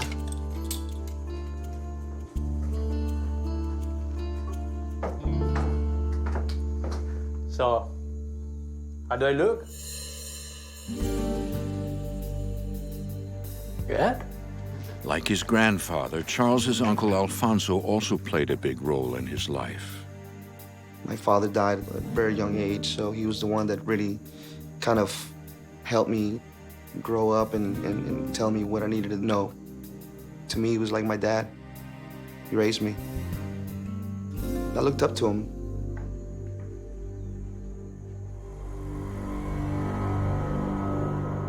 All you need is just a dab. Trust me, ladies love it. My uncle's a very sharp man. He had that swag to him. He was a ladies' man. He was very classy. And yeah, girls sure loved him. That I remember. Ay, ay, ay.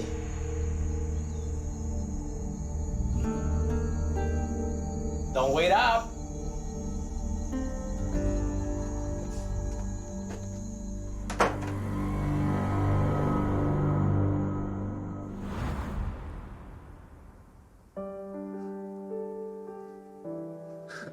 Look at that. Oh my gosh, look at that one. Such a shame we had to leave. Well, have you ever gone back? No.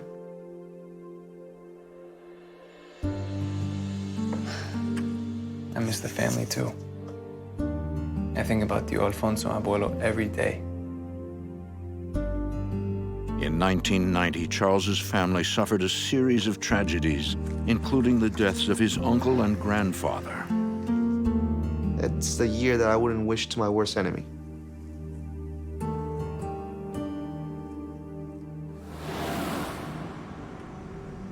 My uncle was assassinated. He was murdered.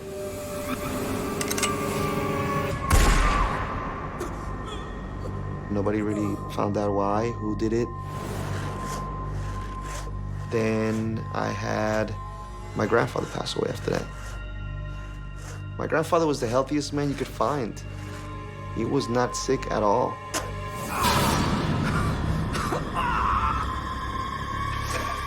He just passed away. Just like that, just that quick.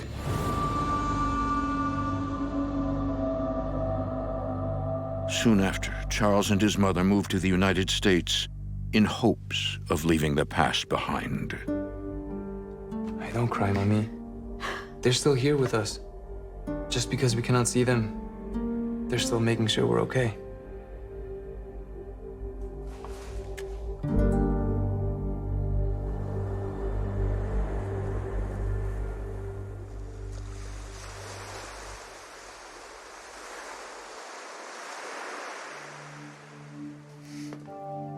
So I thought that went well. Yeah, I had a really great time tonight. Your mom is so sweet. I knew you guys would hit it off. You know, I really loved hearing about your family in Bogota. Oh, yeah? Yeah, it's just so sad hearing about all those deaths happening at the same time. It's like your family's, I don't know, cursed or something.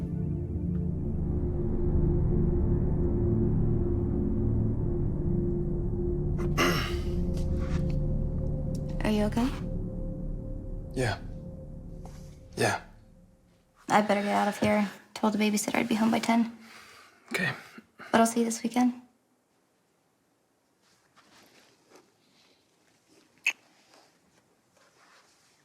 Good night.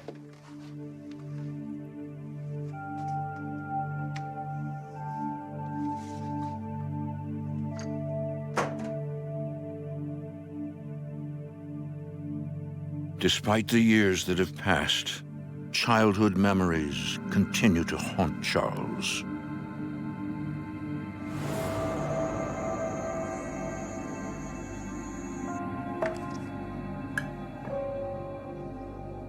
After my uncle died, I started seeing some pretty weird things in the house.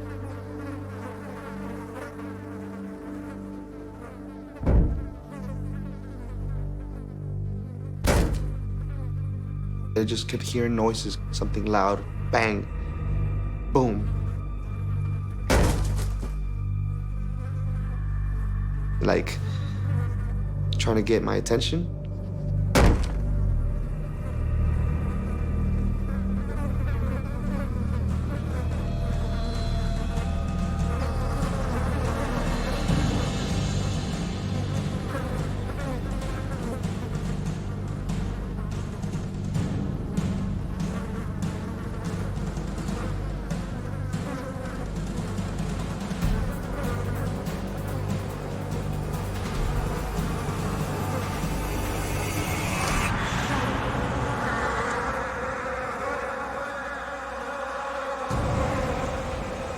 Tío Alfonso.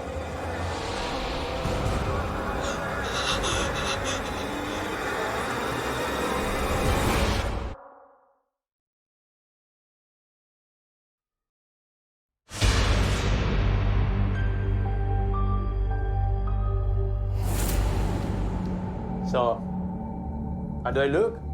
Right after his beloved Uncle Alfonso was murdered in Bogota, Colombia, Charles Gonzalez began witnessing supernatural events.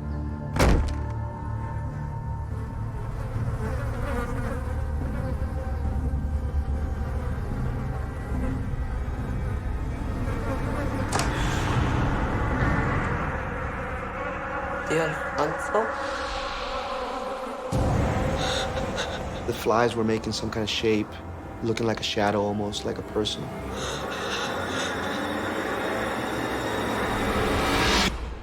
I couldn't believe it. I was like, it's not happening. After my uncle passed away, I was a little bit creeped out. People were saying around town that there was a curse put on him.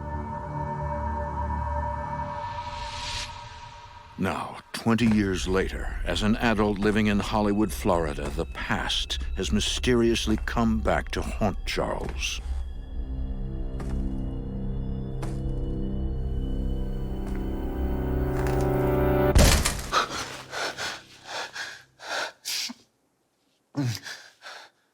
I just heard a loud noise, like when somebody hits something really hard. And I just remember just jumping out of bed, and I was like, whoa.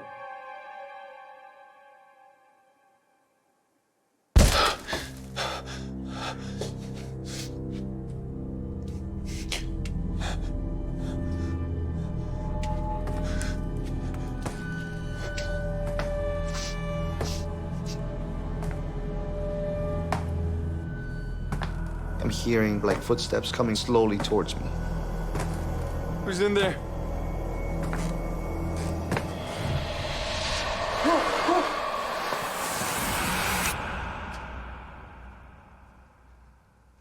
That night, that's when I knew, okay, I'm not alone.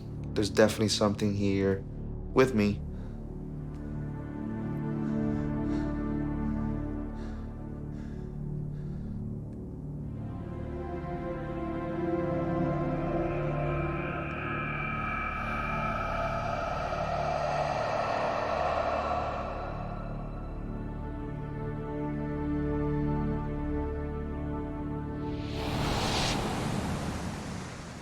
For the first time in years, Charles has had a paranormal encounter. He contacts his good friend Pedro Rivera, who recently began working with the Paranormal Consulting Agency. Pedro was involved with a paranormal group, and I was like, he's gonna know somebody that can help me. Hey, man. Pedro, hey, man. What's going on? You and Hannah break up or something? What? No, it's not that. No, we're doing great. Charles is a good friend of mine. I've known Charles since middle school. So what's up then? I had an encounter last night. Something I hadn't felt since my uncle's funeral in Colombia. About a year ago is when Charles shared some stories about his childhood. You mean it was supernatural?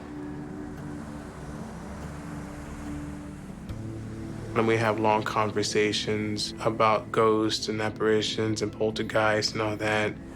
I don't know what's going on, man, after all these years. You know, there's gotta be a reason, right? There's gotta be a reason. Whatever it was, it got my attention. I felt like if it was a spirit, it was maybe trying to watch out for me, perhaps. Don't worry, all right? We'll figure something out.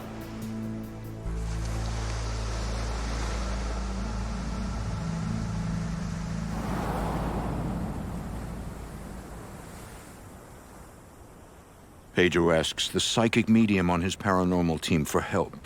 She requests minimal information, just Charles's first name. Being a physical medium, I usually can feel a spirit.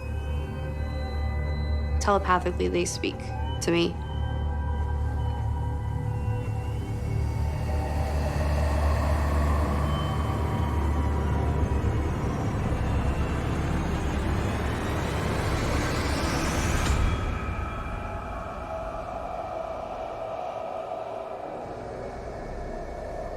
There was a small Spanish man.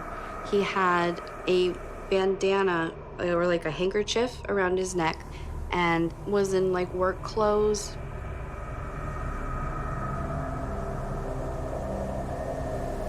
He was saying to me, something's buried, and he was just very adamant about it. This is about whatever was buried.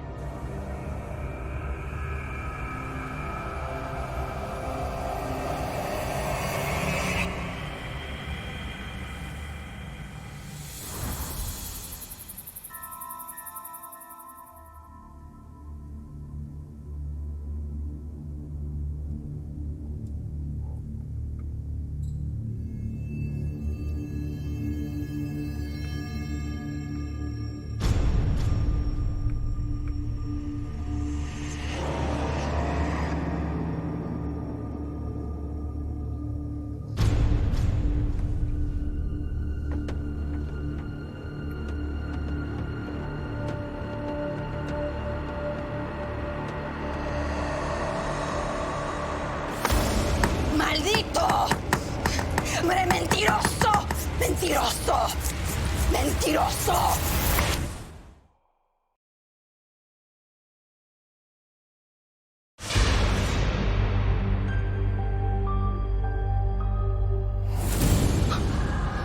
After an encounter with an eerie presence, Who's in there?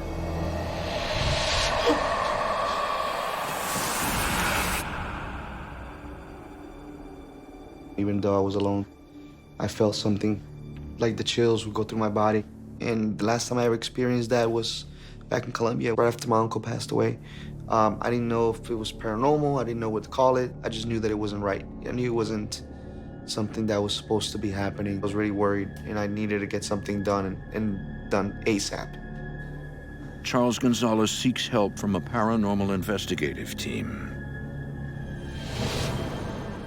One of the members, a psychic medium, receives a message from a mysterious spirit.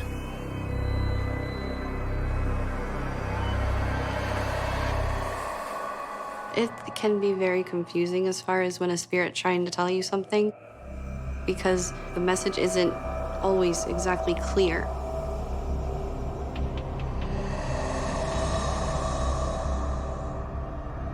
All I knew that it was a warning.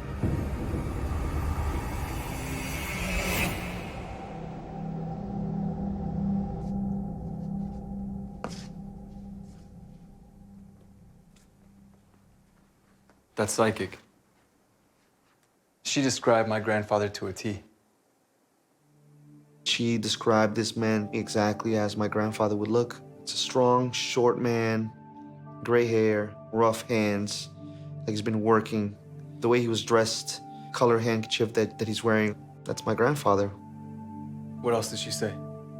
She thinks he wanted to relay some kind of warning, that he's trying to protect you somehow.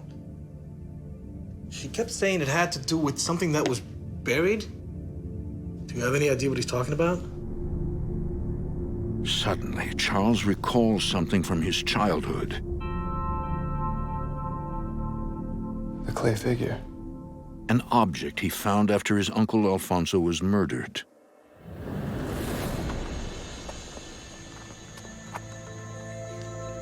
Charles, what are you doing? Ma said to help out. You're always playing around. So, what's the problem with that? Charles, find something to do. Do you always have to push me around? I'm just trying to have fun. Jeez. Wow. Oh, no. No, no, no, no, no. No.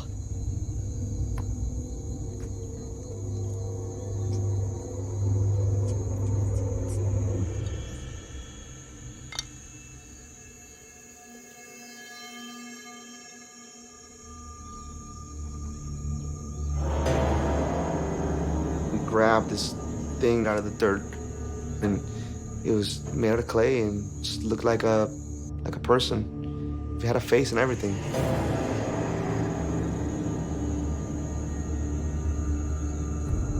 And carved in it are his Uncle Alfonso's initials.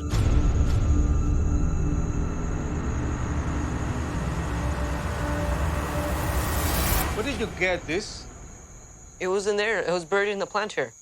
It was just kind of weird that this thing would be buried in so deep and in a pot full of dirt. Why would it have my uncle's initials in it? Clean up this mess now.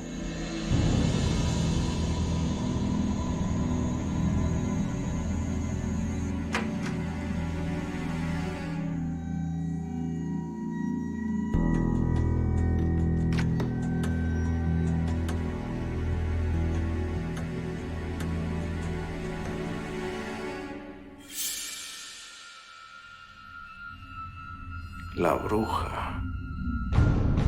My grandfather mentioned something like Santeria or Brujeria, which is like Spanish for witchcraft.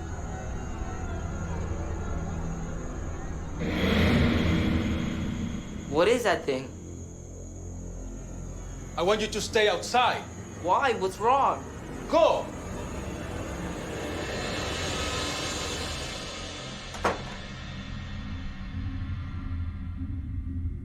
Charles's grandfather heads for the family prayer room. It was common, for a family to have their prayer room. If anyone of our family passed away, they would pray for the souls to make sure that they were, doing okay wherever they were.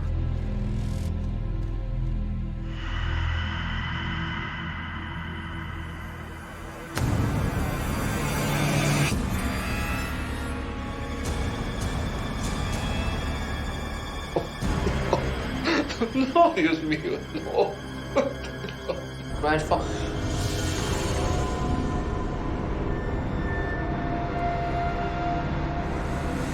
Somebody went in there and just started smashing everything, glass everywhere. Those crucifixes were upside down. I couldn't believe it. There was a picture of my uncle.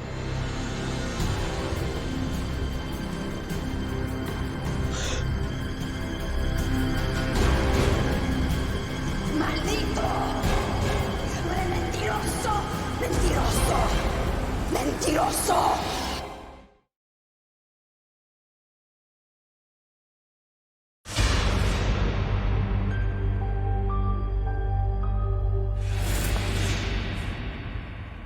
Charles Gonzalez has been haunted by something evil, and his past may hold the answers.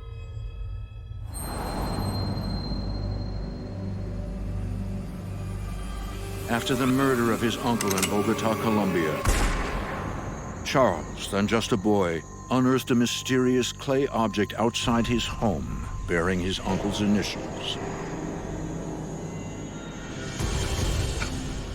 Only to then discover the family prayer room destroyed.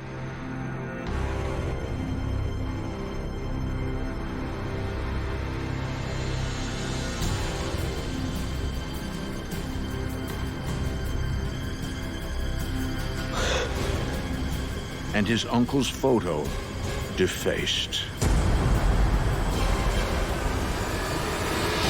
It's like a bunch of needles going through his face. This is very disturbing.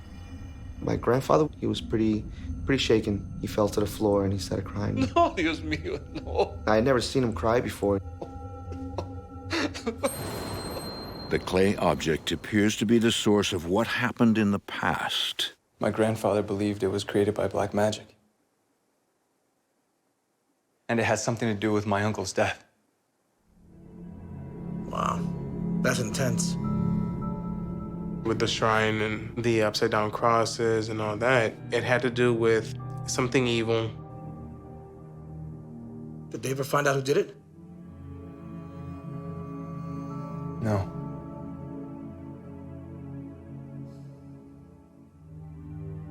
My mom kept me away from all that stuff. So I never really knew what was going on. Then about a year later, we moved.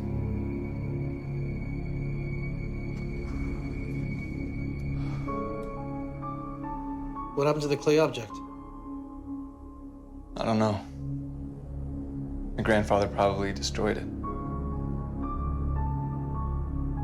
It's so weird. Why would he be trying to warn me about it after all these years? My grandfather is trying to tell me that, you know, be careful, you're being protected, but there's something going on. Maybe I should pay attention. There's more to his uncle's story.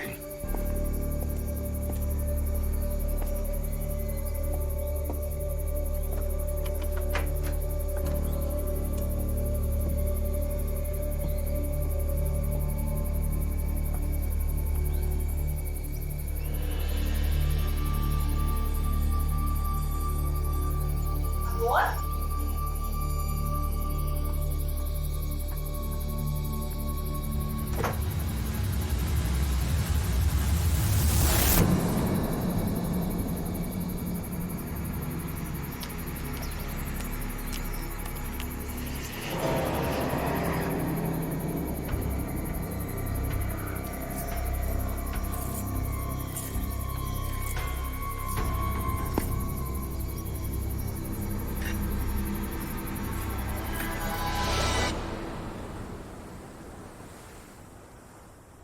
One afternoon, Charles meets up with his girlfriend, Hannah, but he can't stop thinking about the past. There was definitely a feeling in the air that it wasn't, something just wasn't 100% right. I was very kind of on edge. My girlfriend noticed it too, you know, it's just like, you know, you're not really being yourself. I feel like we haven't hung out in a while. You seem stressed.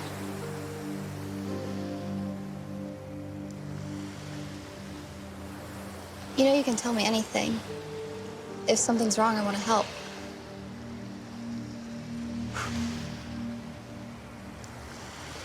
There's nothing wrong. Actually, I'm just happy that you're here with me. I just wish you didn't have to go home. Well, kids are staying at my mom's tonight, so I'm all yours. Are you?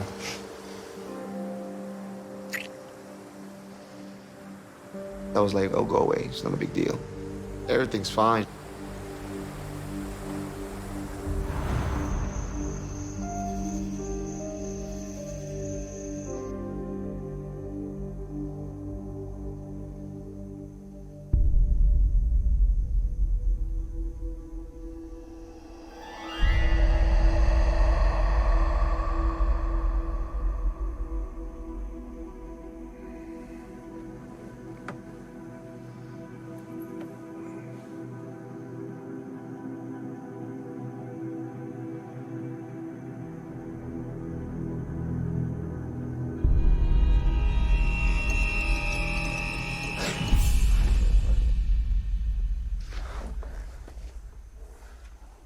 It felt like somebody had walked through, like somebody had been there. It made the hairs all over my body stand on one end.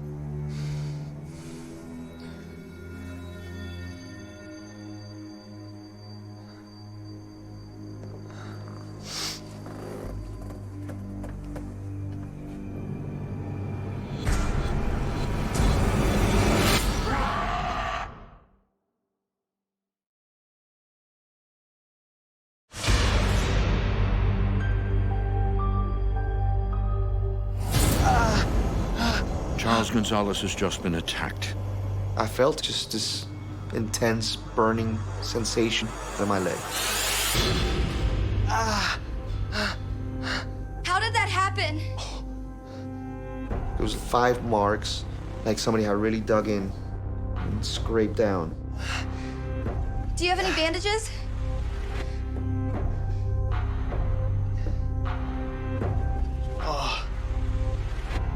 Grab some peroxide.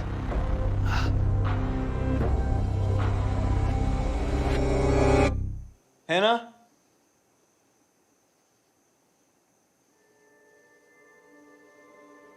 What's wrong?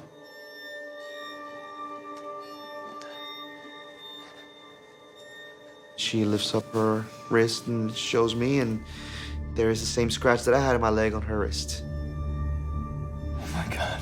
Charles's worst fear is confirmed. Some kind of evil spirit is after him, and now his girlfriend. She was upset. She was shaken up. What is going on, Charles? I need you to tell me the truth. You remember that night you met my mom, right? The story about the curse? I don't know if it's something supernatural or what's going on. I don't know. If this can attack me, what about my kids? I can't let anything happen to them.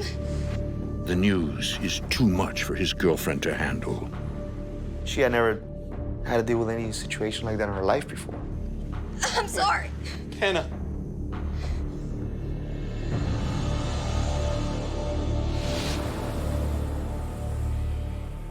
Ultimately, the couple parts ways. It was hard for me to let her go, but I felt that it was better not to have her than to bear with the pain of, God forbid, something happening to her. I wasn't gonna be able to live with myself if that happened. I need help. I need someone to come and tell me what's happening because this isn't right.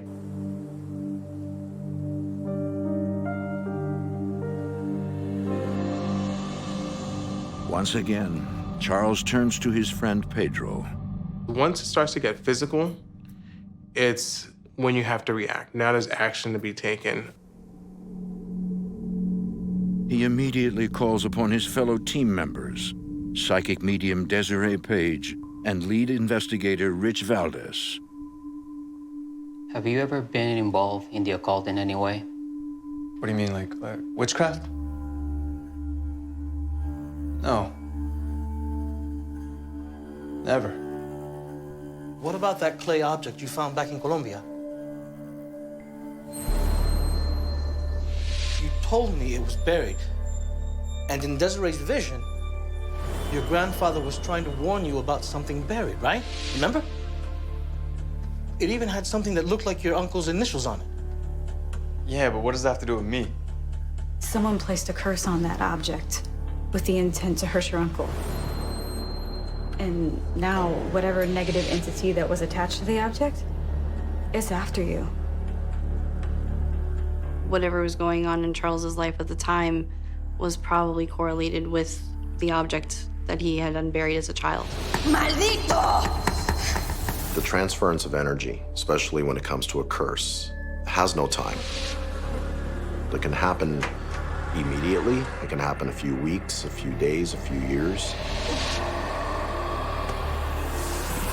What may have triggered it finally with Charles is he finally reached that point of complete happiness. And that is when this negative spirit actually started manifesting. And before you knew it, his life was in shambles.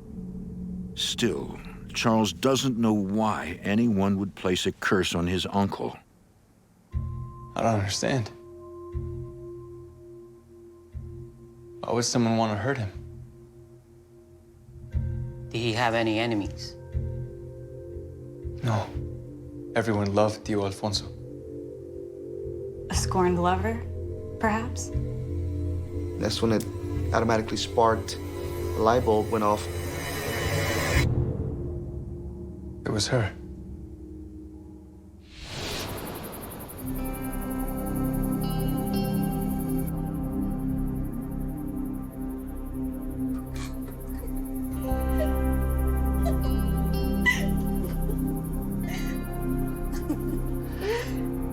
Oh, I didn't know anyone was still up. Remember Elena? The pleasure. I know who she is. And she's not welcome in this home. There was talk in the town that she could have been possibly a witch and that she could have been practicing witchcraft. My grandfather did not like her. He did not like her at all. He was pretty angry and told her, "You have to leave. Don't come by here. You're not welcome here or even close to any of us in the family." Come on, Papi. You can't be serious. She's got you under some kind of spell, and I won't allow it. Do you understand me? I won't allow you to ruin my family. I remember him telling my uncle, "You either pick her or you pick us." It's probably the best that you go. We can work this out later. You coward! You told me you loved me. Lies. And you think you're better than me? You have no idea what I'm capable of, old man.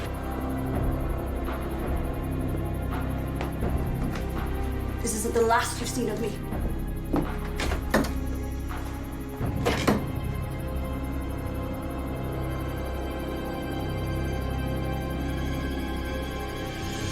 The scorned woman invoked the curse in order to exact revenge.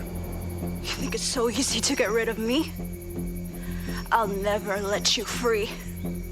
Just know this, mi amor. You and your family will pay dearly.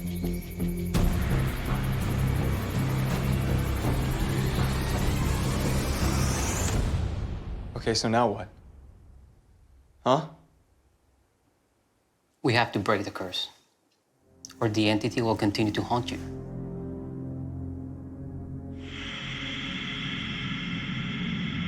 I felt just like a negative energy.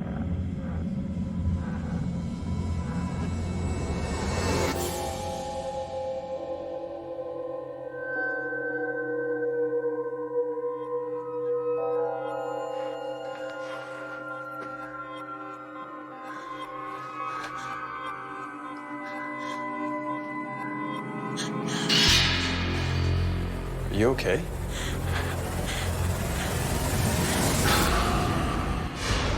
For more haunting, visit tlc.com.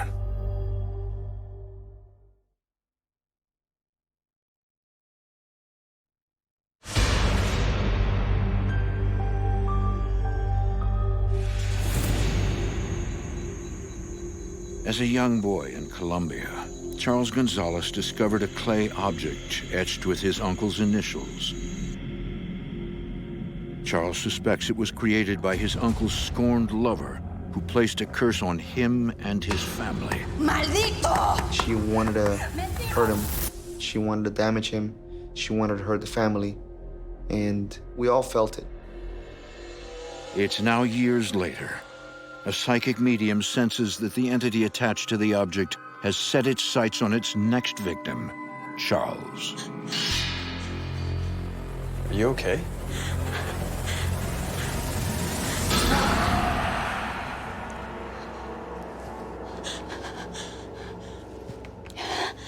It looked like a woman. She was very jealous, very possessive, and very angry. This entity was attached to Charles. The entity. It's female by nature, and she wants you all to herself. She's the reason why you and your girlfriend broke up.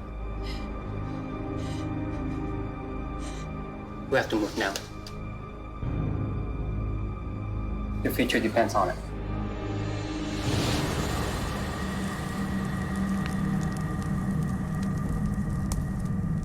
In order to break the entity's attachment to Charles and end the curse, the team brings in their occult expert, Angel Garcia.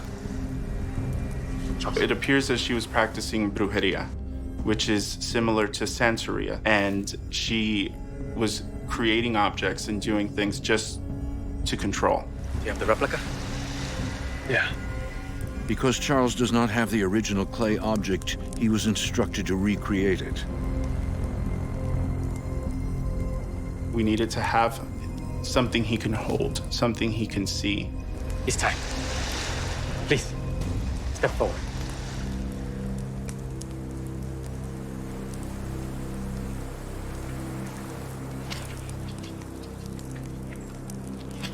Angel begins a ritual to end the curse by pouring a salt ring around Charles. Salt has always been known through the years to be protective against anything occult, dark, scary. The ring of salt is a protective circle. The last thing you need is somebody to pick this up and now carry this burden of, I have the curse with me. So people needed to feel protected. They needed to feel that they were in a sacred space. Anum. Iron. It was important for all of us to be there during the ritual because we needed everyone's energy. We were all just very on edge and very much wanting to help him and get rid of this for him. This isn't something that one person could have handled by themselves. The entity didn't show me itself that night, but I could still feel that it was with Charles. It was definitely still there. Santum. Inum. Vigilis. I stood in the middle of that circle and I prayed to my uncle and my grandfather to give me the strength to get rid of this thing, to send it away where it would not hurt anyone. I break the curse cast upon me and mi tío Alfonso Ferdinand González and the future members of mi familia.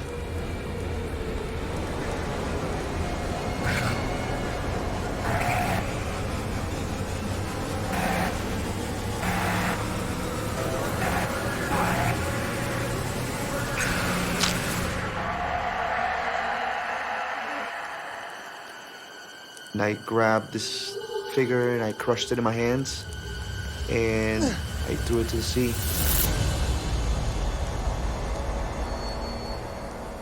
And I felt the biggest weight come off immediately. The curse has been broken.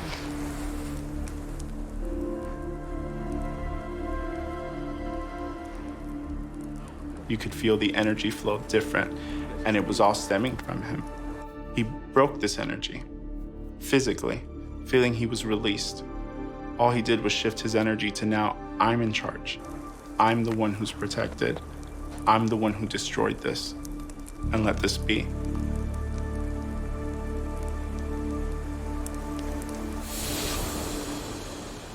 Ever since the ritual, Charles is confident he's free of the curse. Life is good today. Life is awesome. And I feel like I'm back to myself again. I can be happy. Paranormal to me now is something so natural, so common. It's like oxygen and water. To me, it's very real. If anyone says that it's not real, it's because they're ignorant. Or they haven't been through it themselves. And I hope they don't go through it themselves. It's pretty disturbing. It's scary. I don't want to wish that upon nobody.